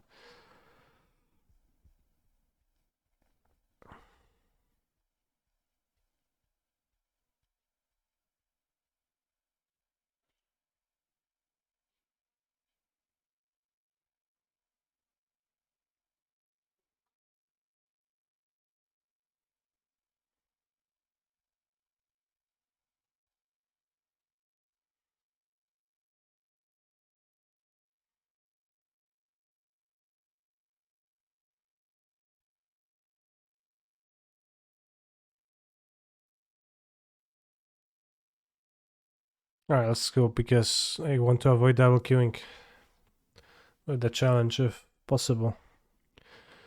So against this deck we want Mindbreak Traps. Let's cast 2 Otuas. Could get Hexdrinker, but its Postport is just better. Maybe I could cut a Hogak over a Once Upon TBH. It's one Hogak. Hogak's not so good in a matchup like this. Blue decks got so much in 1993. 1993, true. True.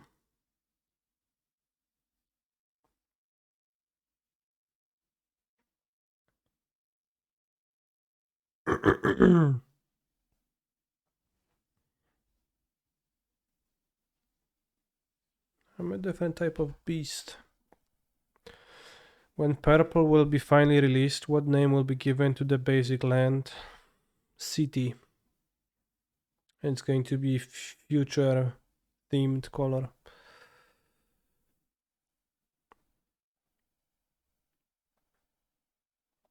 You have Mindbreak Trap, but I think we should mulligan. This seems better. There will never be a purple. I want to bet.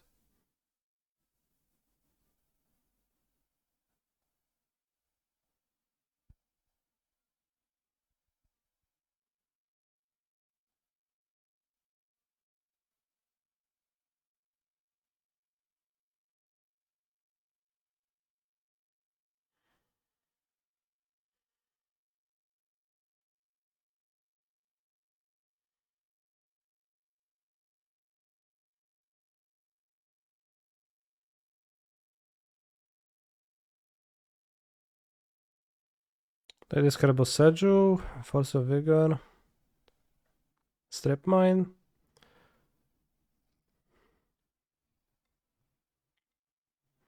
If I pitch Hexdrinker to Force of Vigor, then not guaranteed to be able to cast it. I think it's just gonna do this. Look for a Vengevine enabler. What will this new color be aligned with? It's going to counter spells, deal damage, and destroy enchantments. And it's also going to be associated with bros, I don't know, with something else.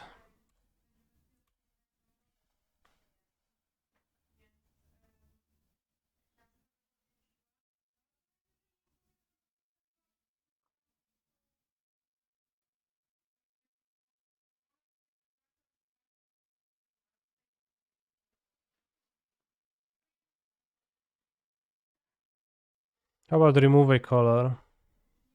I was thinking about it. What if there was a set where there just is not a color, right? Like, let's say we go to a plane and there's just no blue mana on it.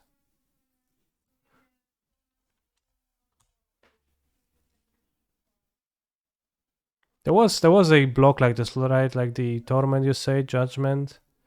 When there was an imbalance in the amount of cards, right? There was like more cards. Sure, bro. There was more cards in non-black in black than there were in other colors, and there was like more dual lands for black. That's mirrored in the lore, right? No green sun. That's true.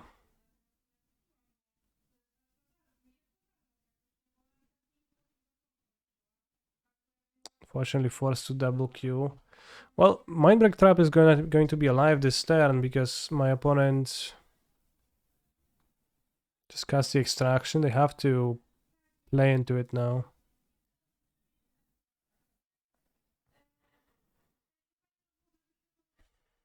He's a phenomenal control player. I'll just cast it while we can because they'll just stop casting spells. I'll be screwed. Glera Free, thank you for the sub, Prime Gaming sub.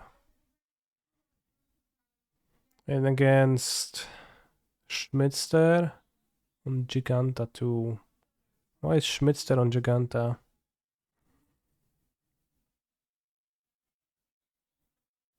What is Giganta, bros? In Pioneer.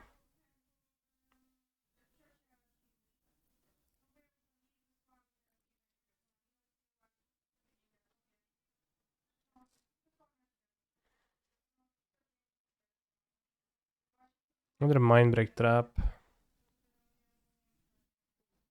Oh, suck.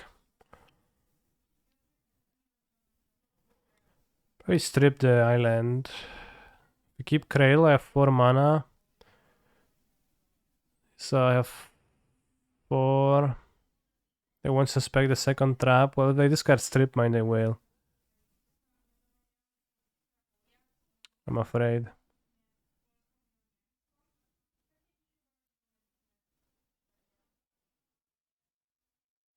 I have 7 power on the battlefield, so I kill in 2 attacks, and there's also the Mana Crypt. How do you play 2 games at once? Well, I just do, but often poorly. Schmidster moves to 6. Sacrifice might actually be a tough matchup, I'm not sure. I also have some bullshit cards that don't do anything, so it's okay. Can I get my points back since the Sangwon skipped Lamao? Sure. Any mods ready to unskip the song for our fellow chatter?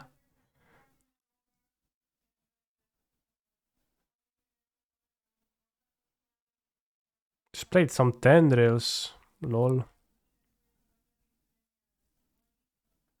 Do not die. Funny. And they won the flip. Won the flip and cast Tendrils for 6. Lol. Now lost the flip.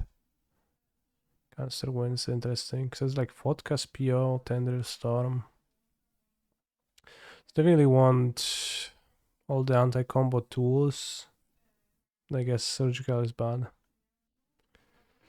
Seems like Schmidster is indeed sacrificing stuff. Let's play this for better mana.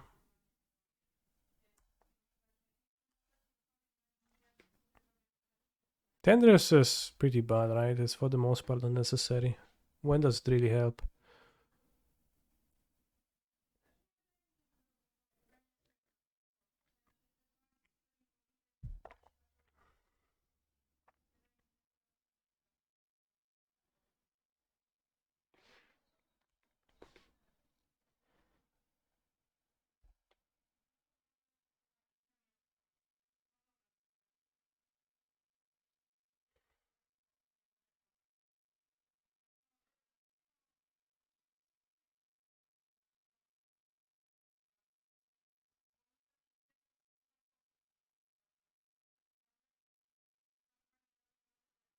Don't play Mayhem Devil, bro. Tap, tap, tap. Bro, did you hear what I just said? Or not quite?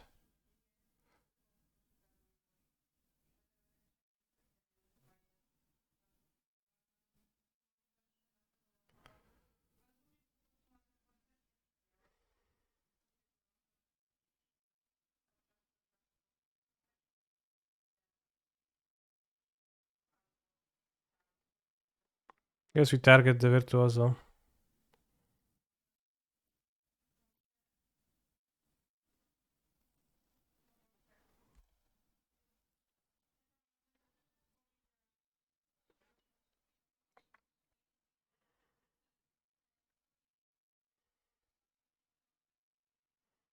So here, probably Hogak is worse than Once Upon to make more consistent hands. Game 1. Well, in general, not game 1.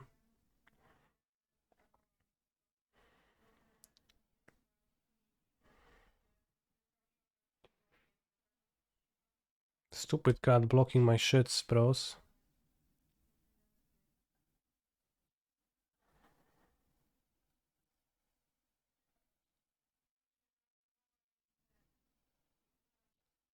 This doesn't have trample.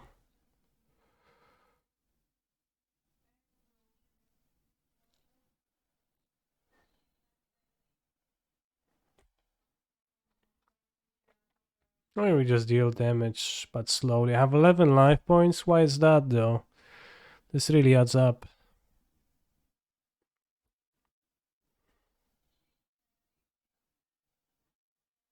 Here I have Mindbreak Misstep. Keep Hollow One so you can play Delver. Wasteland is kind of bad against them, though, because they have plenty of...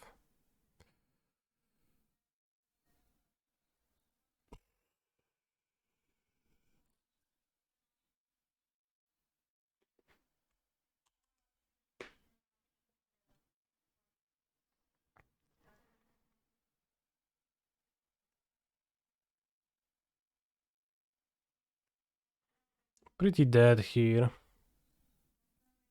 Lost to a cat. Bro, I thought this card can't block. Why is he doing? What is he doing? Is he abusing a bug?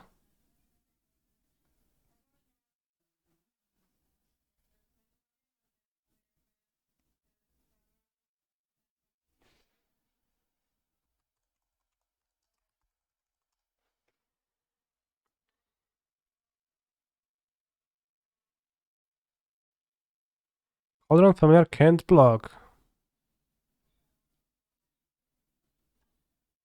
How is he blocking with this? What the hell?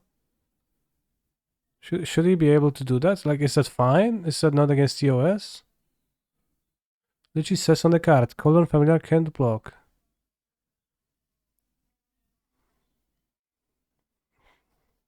This is not okay. How old are you, Canister? I'm 27 years old.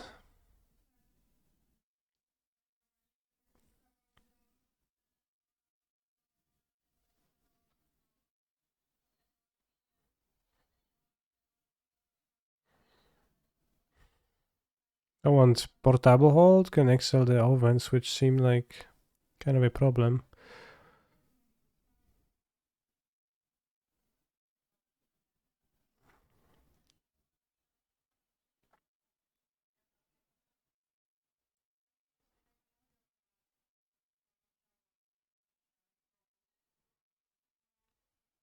This guy is weak in this matchup. I'm not sure if I can do that actually though.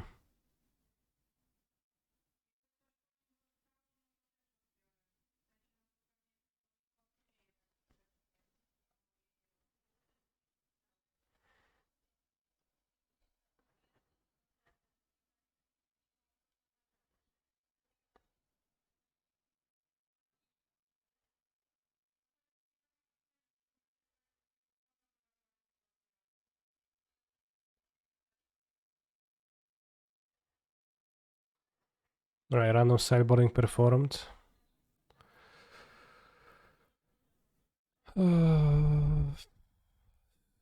We can go wide against the cats. Canister wins the match because my opponent Mulligan to 4. In the meantime, didn't even need to do anything. The Mindbreak trap won by itself. Awesome.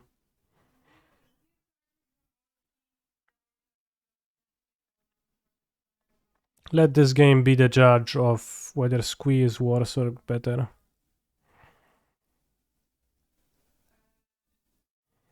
Don't know where to set my pathway, so I'll just take one pain. Oh! I can't wait for Canister to show up as a stand in Manga Shiori experience. What are you talking about? Also, conniving away Squee is just Value.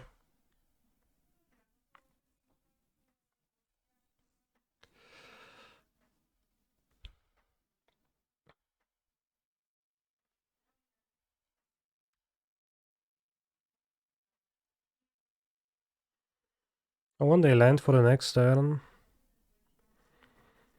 So we might actually connive Squee for Value.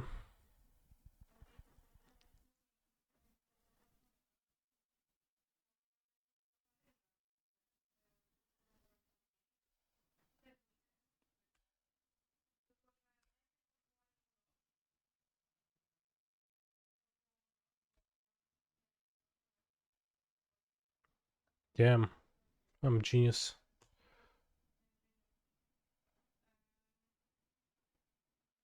He's back, yes, like in the lore. Squeeze back. Don't you want to take 1 damage in case you draw tap land? Through a pathway with a Boros land would punish me. You're right.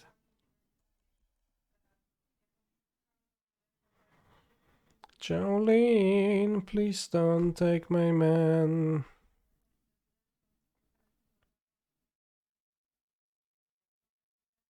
Alright, Virtuoso seems better than Squee in the matchup.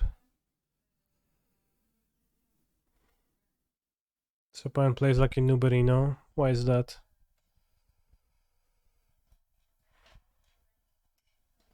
Bro, don't you know that it's highly respected? That it's a highly respected player.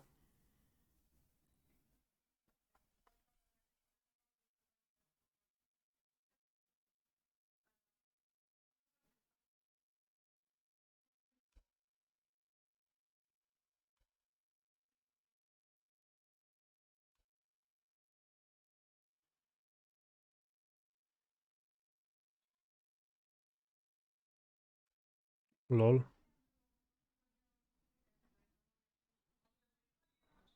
Okay.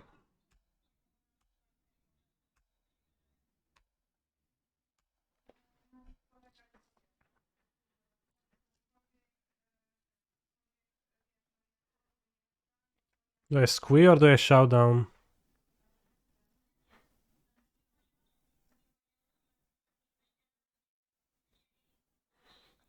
Puts at 4. I think squee like needs the Fozzies to take the shout down.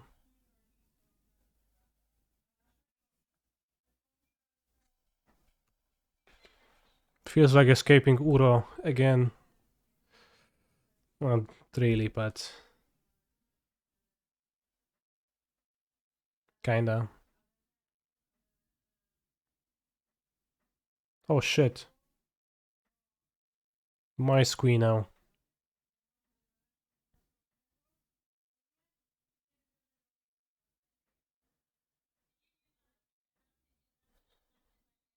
Now Fozzies take away shout down. Crack would survive. Still have squee in the graveyard though.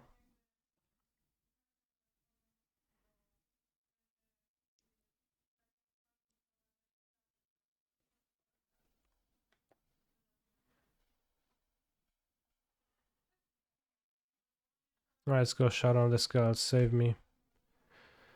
We got decent cards.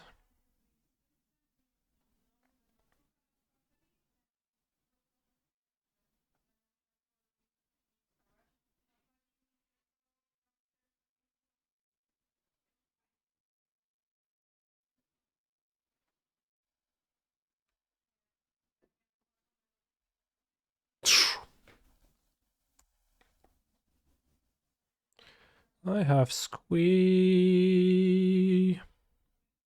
I have squee. Selling squee, so. Huh? Hazard the goblins, they don't get a food. I think I'd rather cast the Defiant Strike, deal 1 damage. Hazard can deal 1 damage too. Good combined forces can deal more damage. If I draw the second Hazard, that can be lethal. Not sure at all.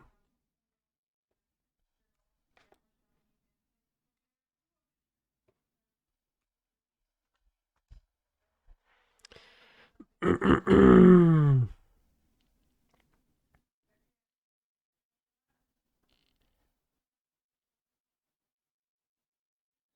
go to 6 mana. Spikefield Hazard.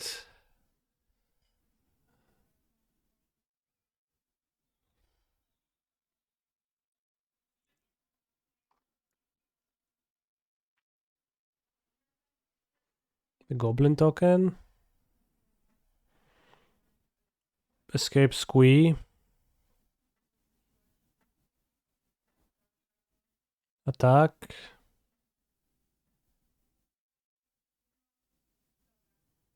Give +1/+0 to the unblocked.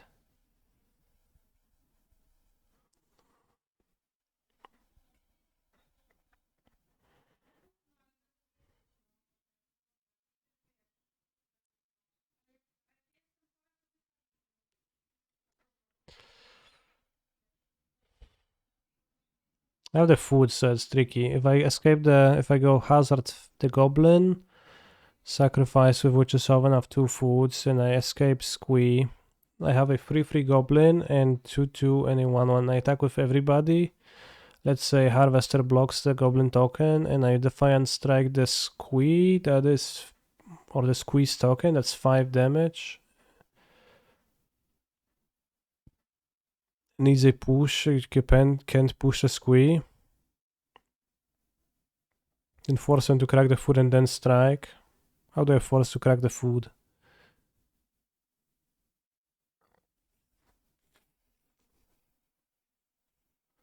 Give protection from red on the goblin token, but that means that can't get tokens anymore.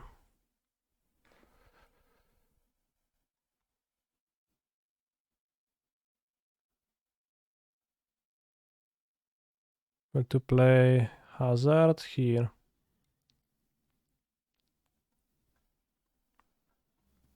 Can you just give multiple tokens to the tokens in chapter 2 and then... Yeah, but then I would blown out by Weaponize a card.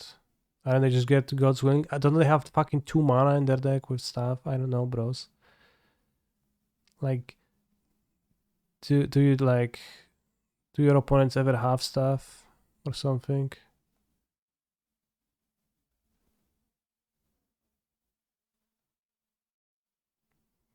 They're not like I can't just play God's Willing and attack them, but it's not even lethal. But now they have to like block and crack the food, and then like we kill Defiant Strike. So this is fine.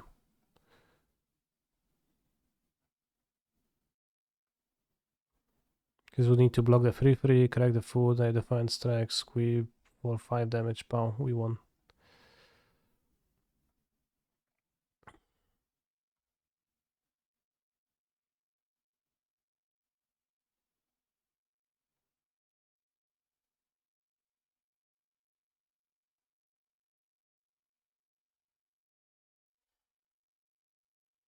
I think the Hoplite is kinda strong here, just being 1 mana against their deck. The Virtuoso being 2 mana. The Virtuoso just seems kinda rough. On the draw especially, let's just cut it. Also the weakness to the Pinging Devil.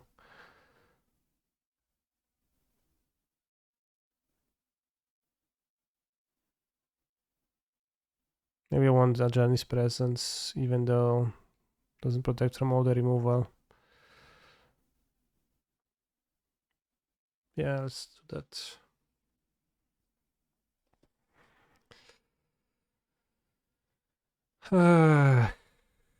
Giganta, okay. Hand sucks, but we keep. I keep. Can top deck showdowns. He moves to 5, no, awesome. He just plays a card on turn 1, you get to spike field it, which is nice. Let's go cut. Yes, bro. Can't block, huh? Can't block. Pow. Oh, meow, said the cat, dying. Meow, meow.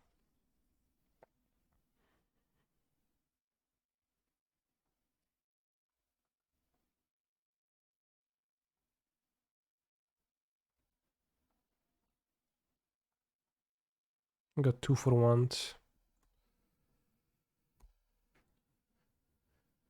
I need to draw a spell though, because we kinda both low on cards. And he casted Divination, which is tough.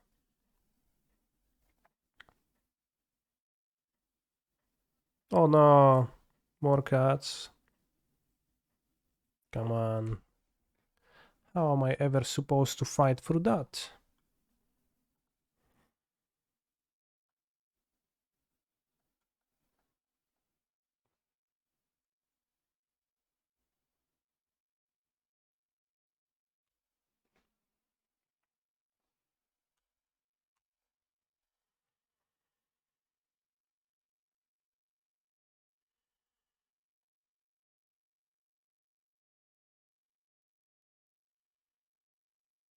Let's find showdown. Simple.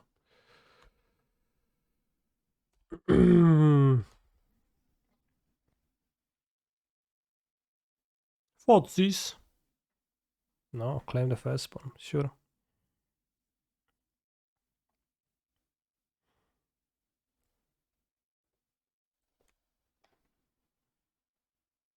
I actually don't want to attack now. So because Footsies exists, I think we just play the showdown. Okay, don't want to wait for Footsies in his deck. We had Dreadhorde Arcanist, Escape Velocity, very nice hits.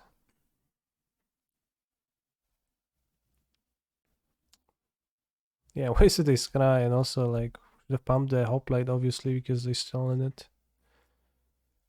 Damn, also such a good combination of hits. We can even get trample to both.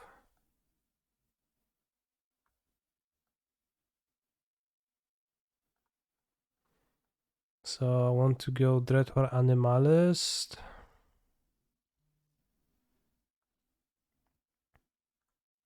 I guess this already has trample.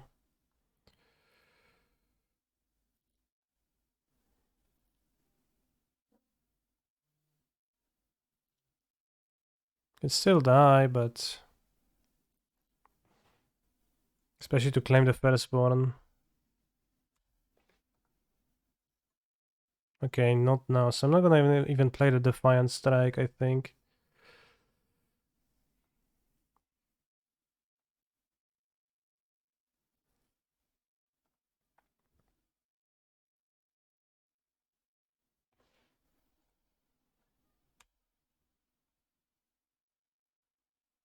Yeah, no point to play Defiant Strike. Too bad.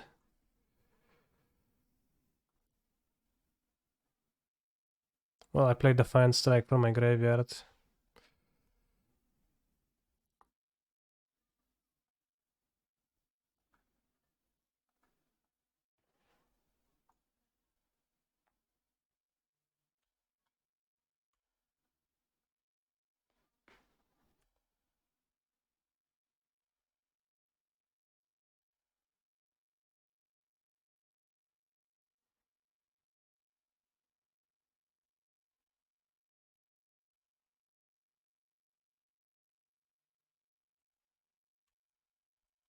The next time we still get a chapter from Showdown, and we get to Ancestral Anger from the graveyard with Arcanist. Just overall solid.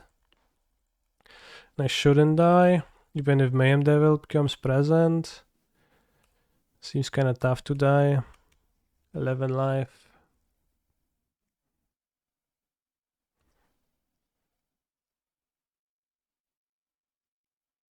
This is I draw for a last Defiant Strike, also a counter. No, actually I'm keeping up God's Willing, which I have explicitly spelled out.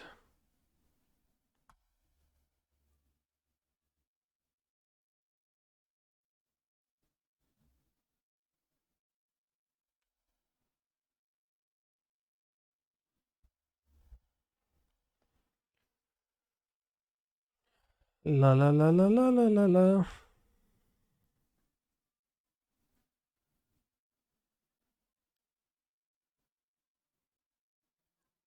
Daily Dispute, sure.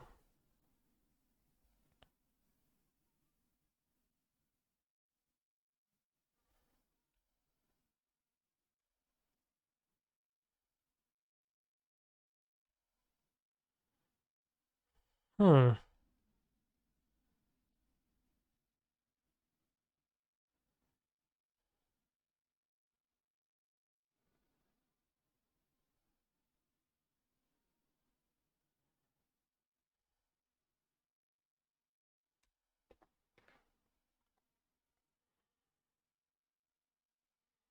Yes, we drew nothing. Should I play land pre-combat? I don't know. Yes, as it stands, we can definitely Spikefield the cat.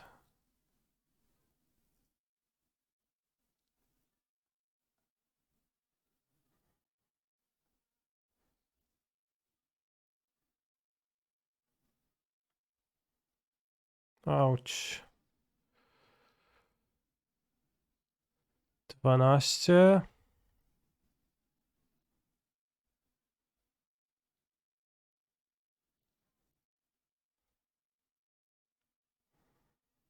Okay, I don't think he has anything.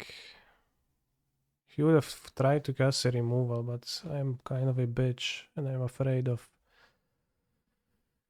doing stuff.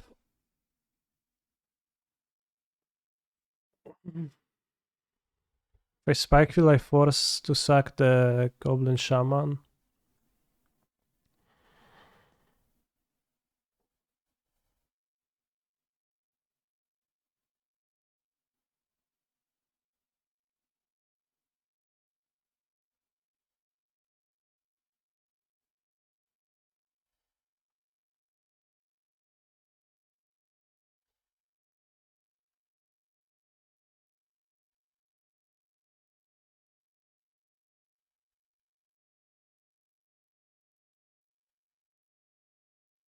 Can we target the Hoplet with Hazard?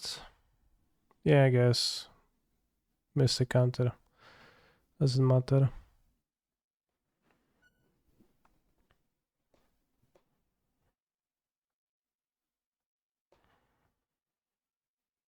Okay, cracks the food instead.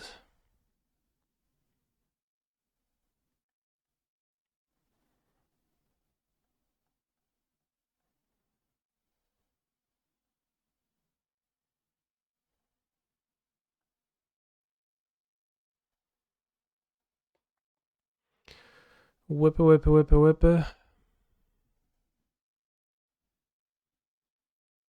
If this gets targeted by Claim the Firstborn and I counter it with God's Willing, it's actually pretty funny. Do I die to the devil? No, it's Giganta grabbing, lol.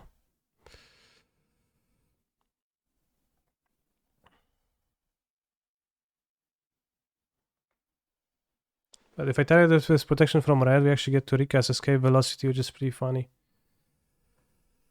Pretty goddamn funny. Because it falls off.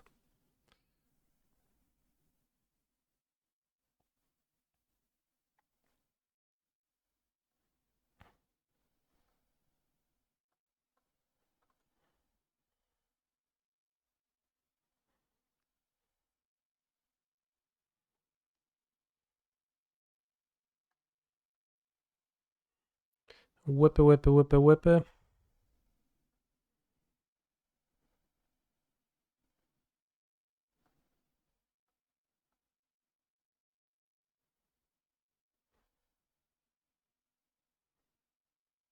What a fucking bro.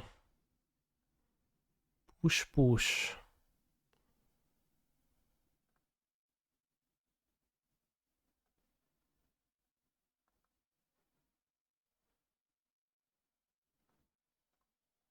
So yeah, the push. Good thing I didn't try to cast anything. But we need to draw something to finish the game through the cat and through the Giganta. Yes, Giganta and nothing else. No, he died the devil. Well, the devil's in the details. Hopefully he's not gonna rip the devil, but just a land and play Giganta. Here it comes. And cast something. Bloodtithe Harvester. It's a decent draw. Right, Ancestral Anger. This is note, Ancestral Anger. I attack with both. Cat blocks the Hoplet. Giganta strayed. No point in attacking.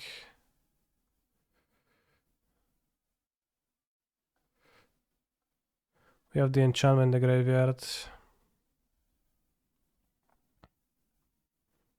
Okay, so 3 lethal threats. Everything has to be blocked this way.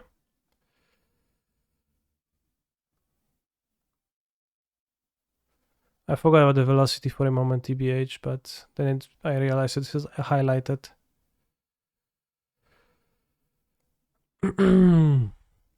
And this requires 3 blocks, right?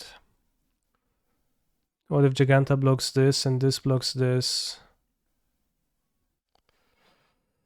Giganta blocks this, this blocks this blocks this, then I get attacked for... Card returns, I go to 7. Card gets sacrificed. I go to 6, attack for 6, I can't attack.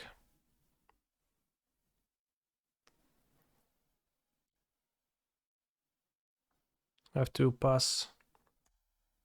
Damn, this is getting scary.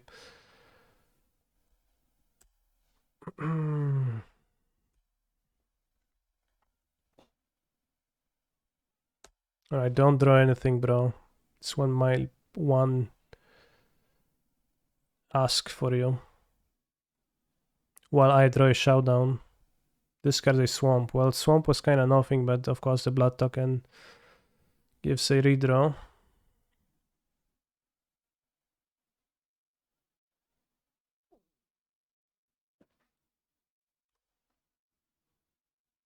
God's willing.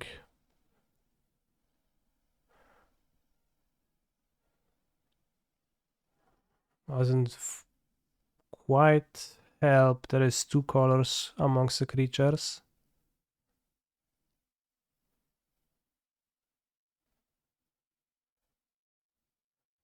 Just let me attack with everybody now because of the food tokens.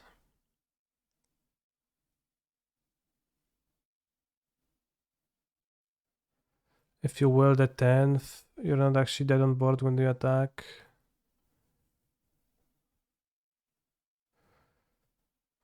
I'm kinda dead though.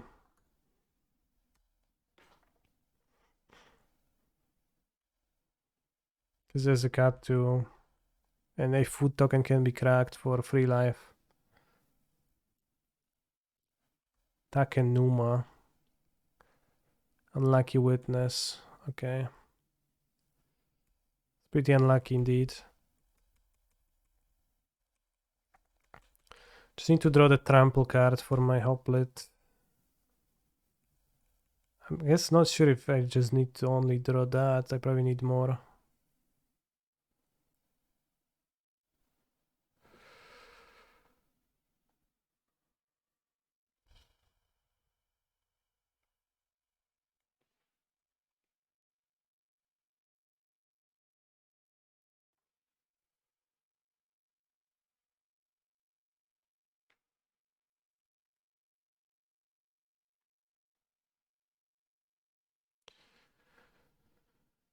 Unlucky Witness. Alright, what you gonna reveal, bro? Nothing.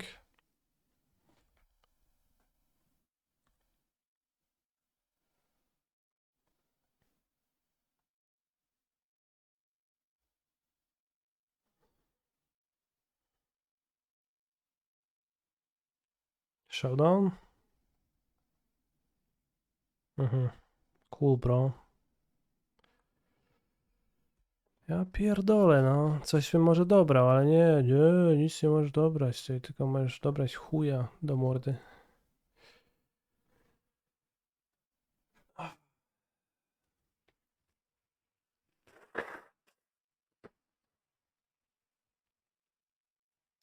haven't even drawn then. What cards revealed? Witch's Oven, Blasty Pathway, close to dying to the cat triggers soon. So like Showdown would need to reveal me stuff immediately. My muscles involuntarily flex. Witch's Oven, cat, sure.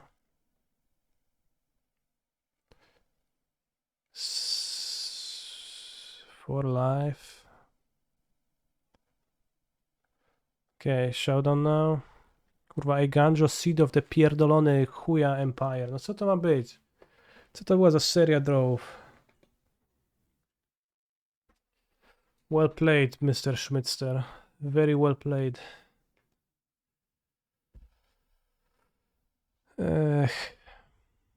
Alright, so you're dead next turn and I get blocked by the cats.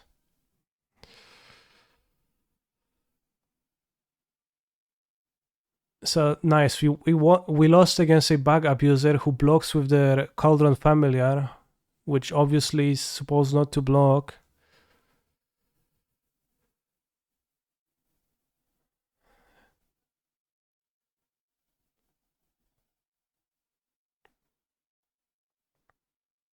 I needed this. But even like I needed more than just this at this point, right? Because this is so gearfy. They play Liliana. No, they don't play Liliana. They play Giganta.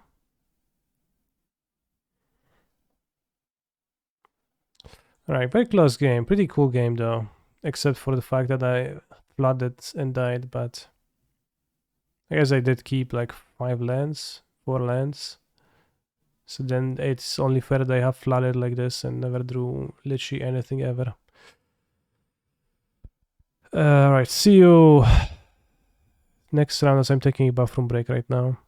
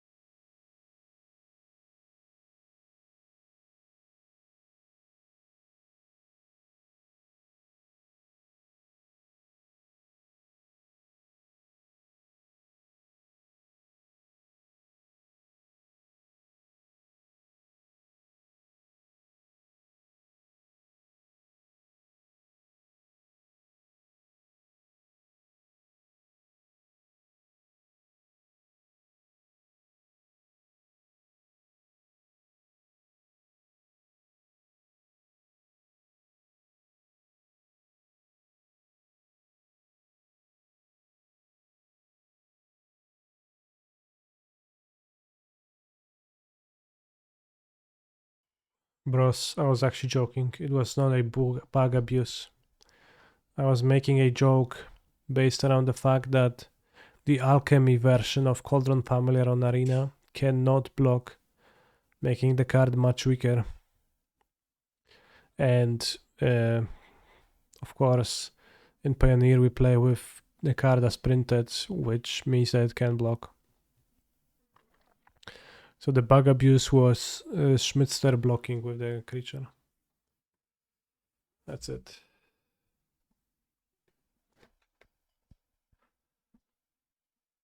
I think I lost this because of the Giganta giving him actually a colored blocker pretty funnily. If we both had no Gigantas, I would have coin on top of that.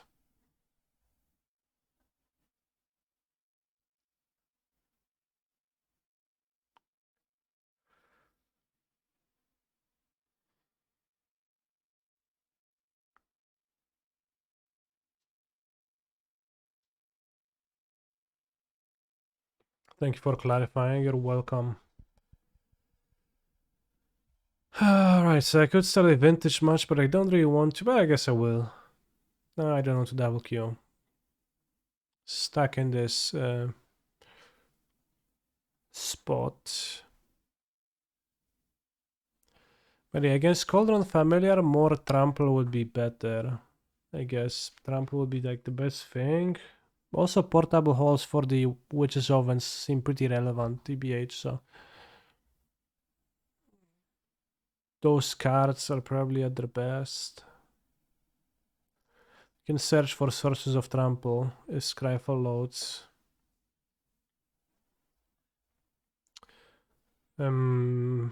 Formats, Pioneer.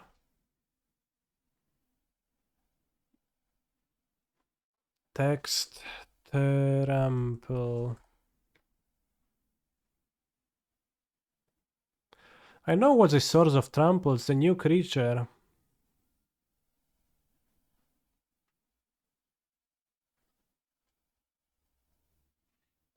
Price stakes, mana value. The 2-drop Dwarf Wizard is a source of trample. Yeah, maybe that's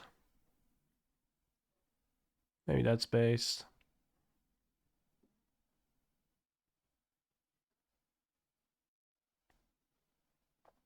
Yes, Electrostatic Infantry. Balmor is a white-blue card in my Boros deck. Not so good.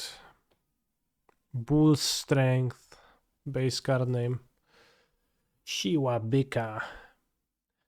As the iron bars of the portcullis parted like reeds, the defenders of the keep suddenly felt much less secure.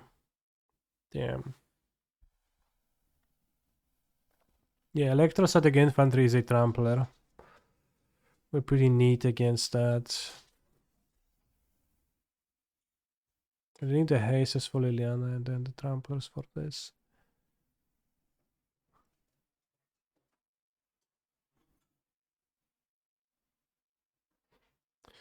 Maybe it's just a better creature to play than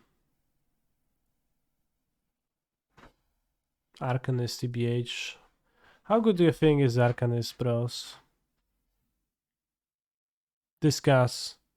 It has its moments when it's really good.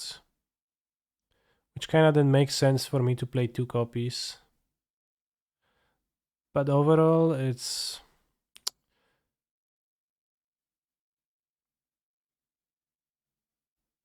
Akaze 1-3. Yeah, exactly.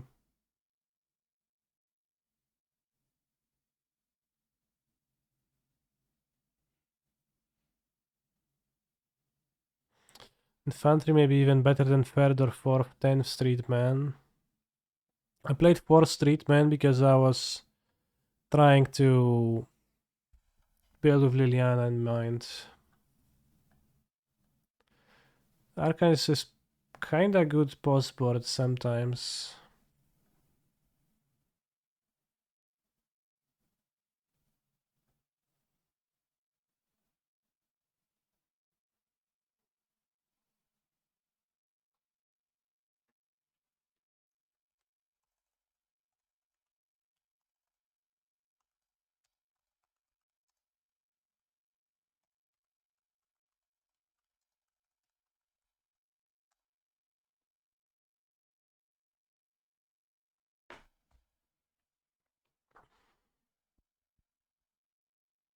This queen any good? It seems like the 2-2 wouldn't line up well against red-black. It's been okay so far, not great.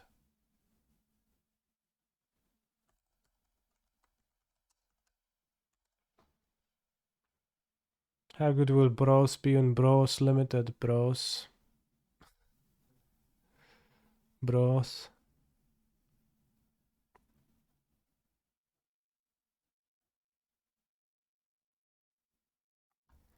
What if I play 2 escape velocities then instead of the cartouche of solidarity? Seems good with the guy.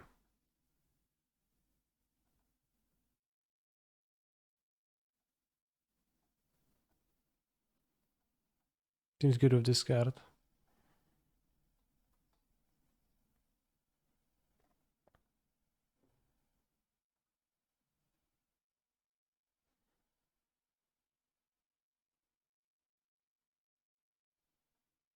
Oh, fucking instant sorcery spell. It's so bad. It's not non-creature. You're so right. Ouch. Well, then I don't play those alongside it.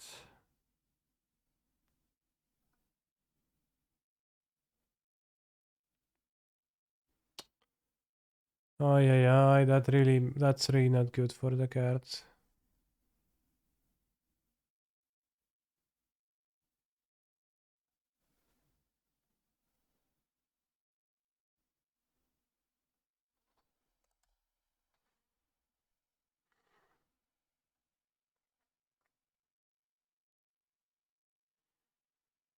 Maximize velocity instead. I don't. The escape is actually relevant, while the flashback on maximize velocity not so much.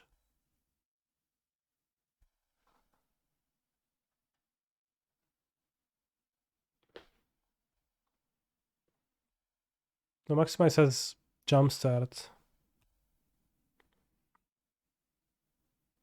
I think Cartouche is going a bit deep for Lily. I mean, it's just a 3 mana removal spell, you're right. It is going deep.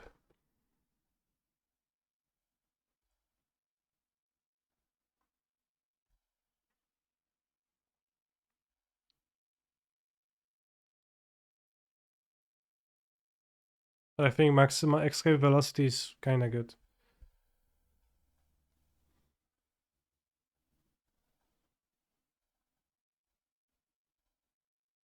We don't have Stomp, we can just grab Giganta here, I think.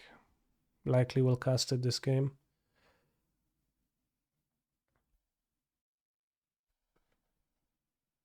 You control.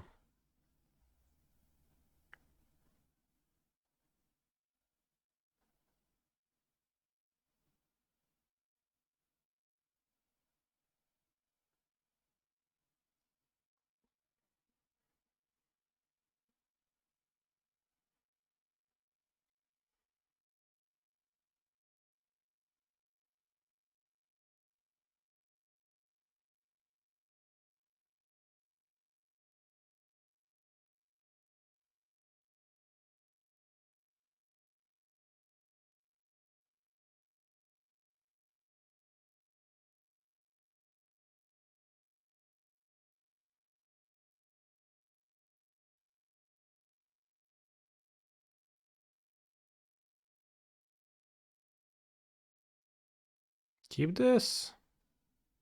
Probably.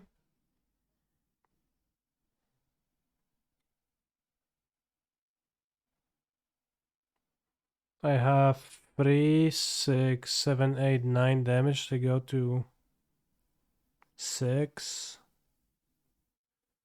Seems okay.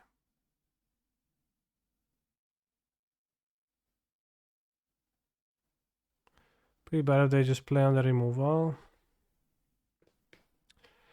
Yeah, but also okay.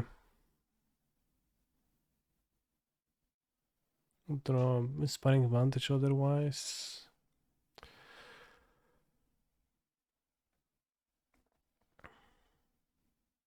It's mono red. 11 days ago, seen last time mono red aggro.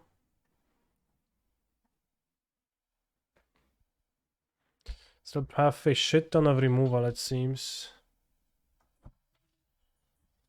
Including Spikefield Hazard. Might shout down this matchup. Cat Virtuoso.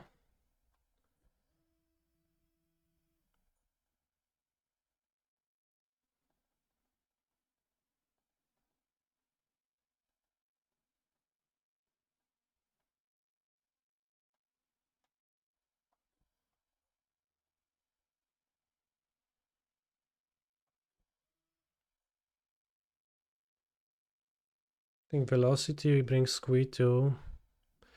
I want all the creatures, I think, others than that. Homestead Courage kinda works. Is Squeeze that good versus 10 shock deck? Well, that depends. Is Squee good versus shocked or not? Because you can think twice. You can think both things. Also for Rending Volleys deck.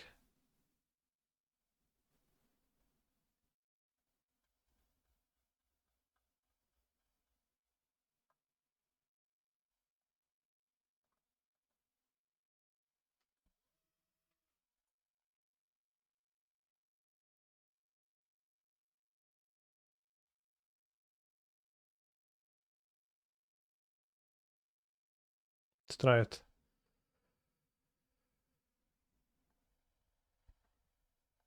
Hoplet is actually pretty great against them. Well, here is the Hoplet. Bros, is it Hoplet or Hoplite? Tell me. Kumano Washimano, no hej.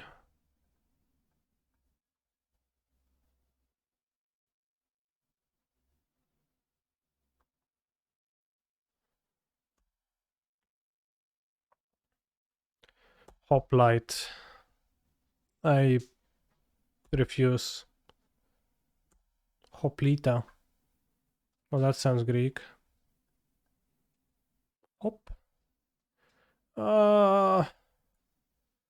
Bros, I am painting now. Oh no, oh no, I'm fucking Hoplite getting destroyed.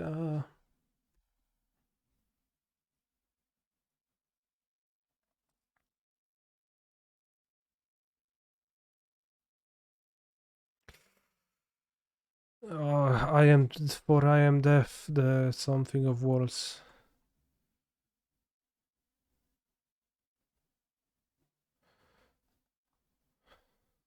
Like I am cringe.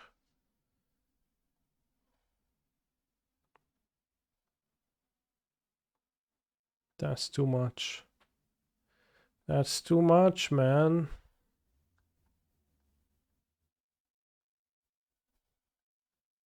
Bro, so you recognize what I'm saying right now? That's too much, man. Where was that line from? Could spike your own guy. Could also spike self. Alright, Squee is too expensive. This is too bad. Showdown is probably... You know, let's do no extra lens because that card sucks. And let's have two Showdown of the Skulls. Let's go Virtuoso. And 3 Homestead Courages. Yeah, that seems better. So Courage can outgrow my Hoplet. Yeah, that sounds good. Oh, that is too deep of a plan against Mono Red. They're too fast.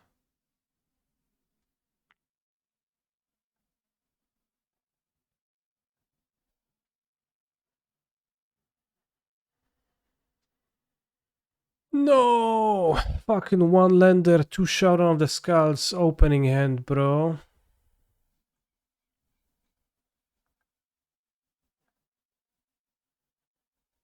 Alright, that's okay. Emerald 2 in Solidarity. Not that trivial to kill the Arcanist, so we can play it on 3. If God's willing.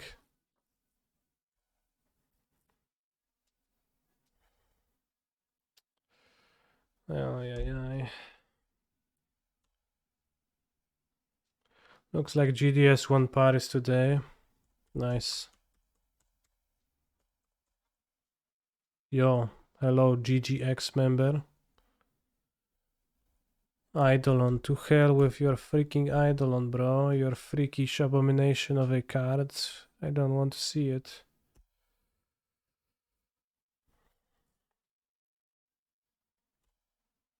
What's the folklore winner in Paris? Well asked.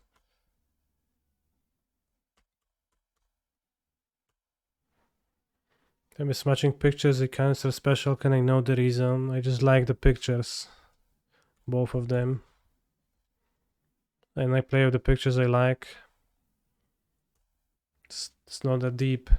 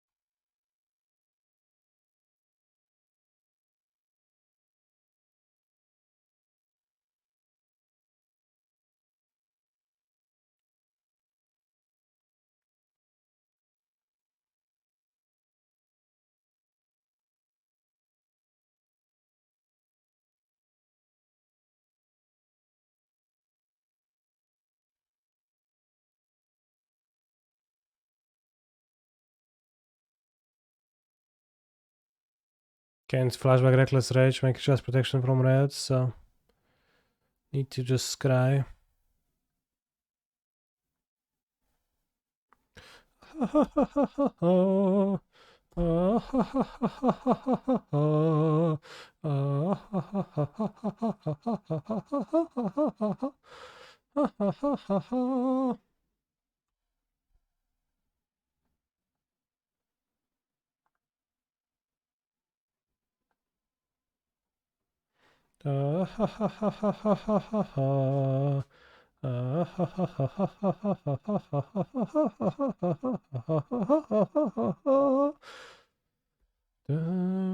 Jace of the Veil and Brother War should cost only 2 mana, not 3 really.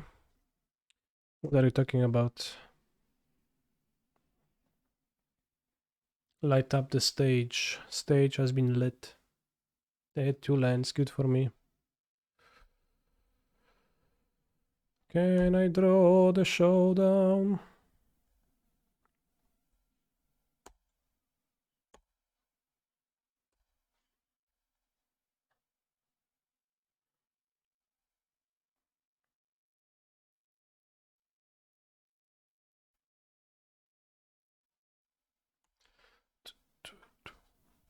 Wow, Vigilance is really good here.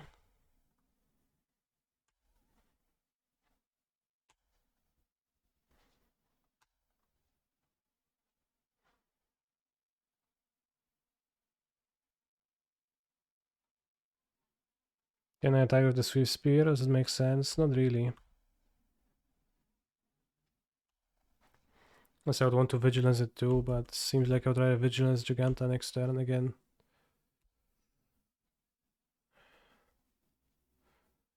Kumano. Says Shimano. Shimano.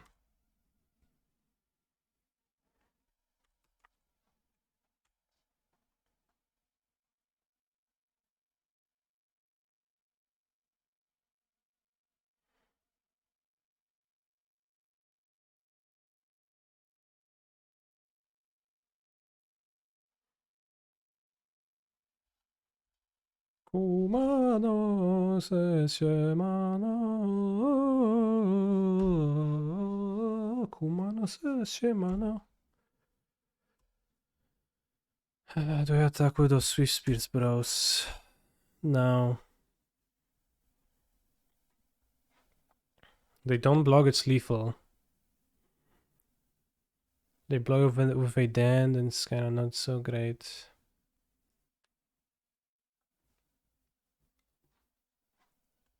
I don't think I attack with them.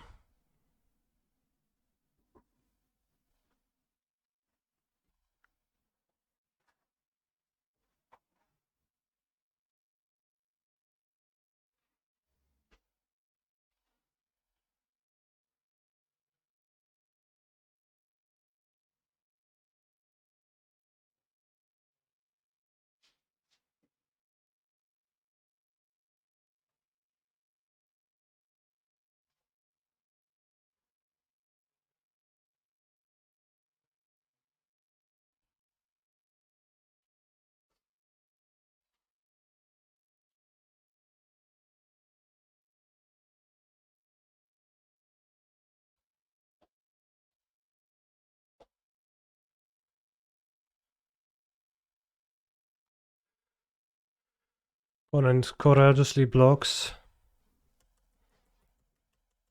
They're fearfully. How do I want to say it when I want to say that they were basically a bitch?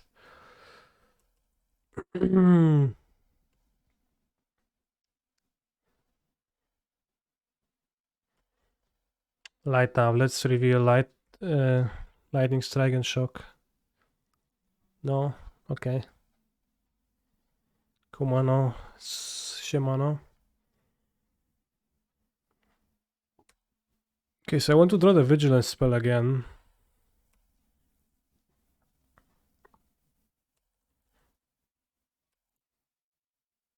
That is not the vigilance spell. Can I attack with a Giganta and a Swift Spear? 7, 8. I need to block, then I need to blow my trick. Then I activate, then I die. Not so good. I think we are unfortunately trapped. Unless I attack with Giganta now. Then if they attack with everyone, I can block 2 big guys. I'll die to a shock, but they're kinda tough against shock anyways. They have another Kumano, says Shimano. So probably need to perform the pressuring action. Will I get punished for not performing an attack earlier? Maybe.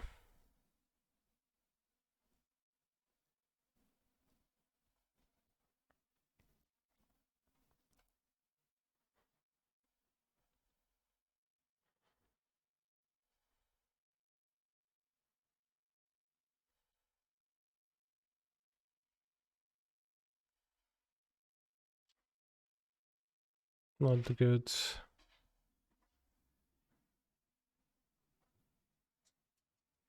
If you use 1/2 of Homestead per turn, doesn't that help?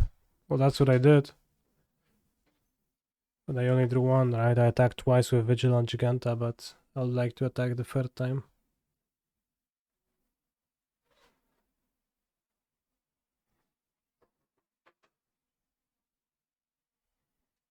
I did not just use them in a single turn.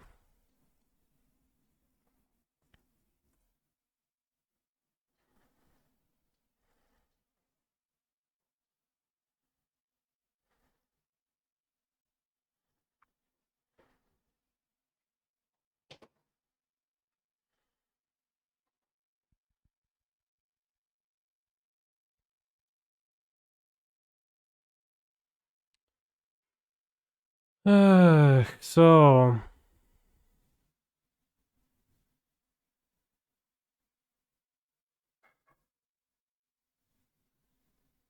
if I draw Showdown,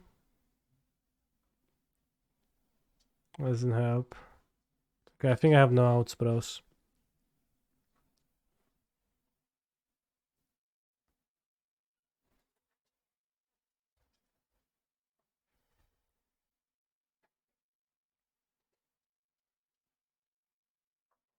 Doesn't Strive go through Eidolon?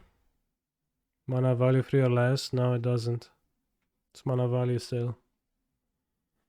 Which is lower than 3. It is still 1. So I guess I'll...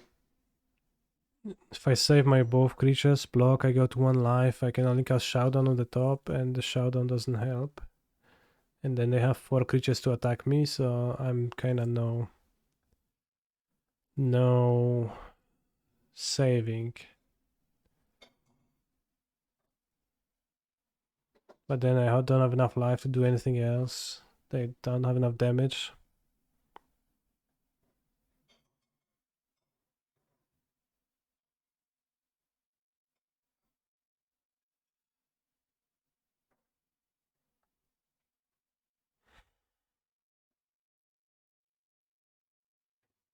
Very unintuitive, but you might have needed to presence with trigger on the stack. Trigger of what?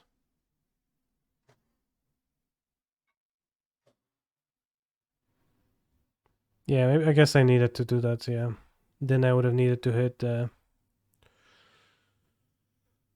Then I untap and I drew Showdown into a...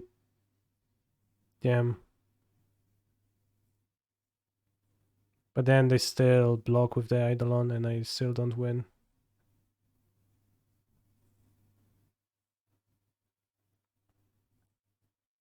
Well, I could have went to 1, but then I'm dead on board. I don't have outs in my deck. Nothing works. This was kind of close to working, but if this needed to be higher, a card earlier, and then it would have been okay, I guess. Alright, so we are 2-3.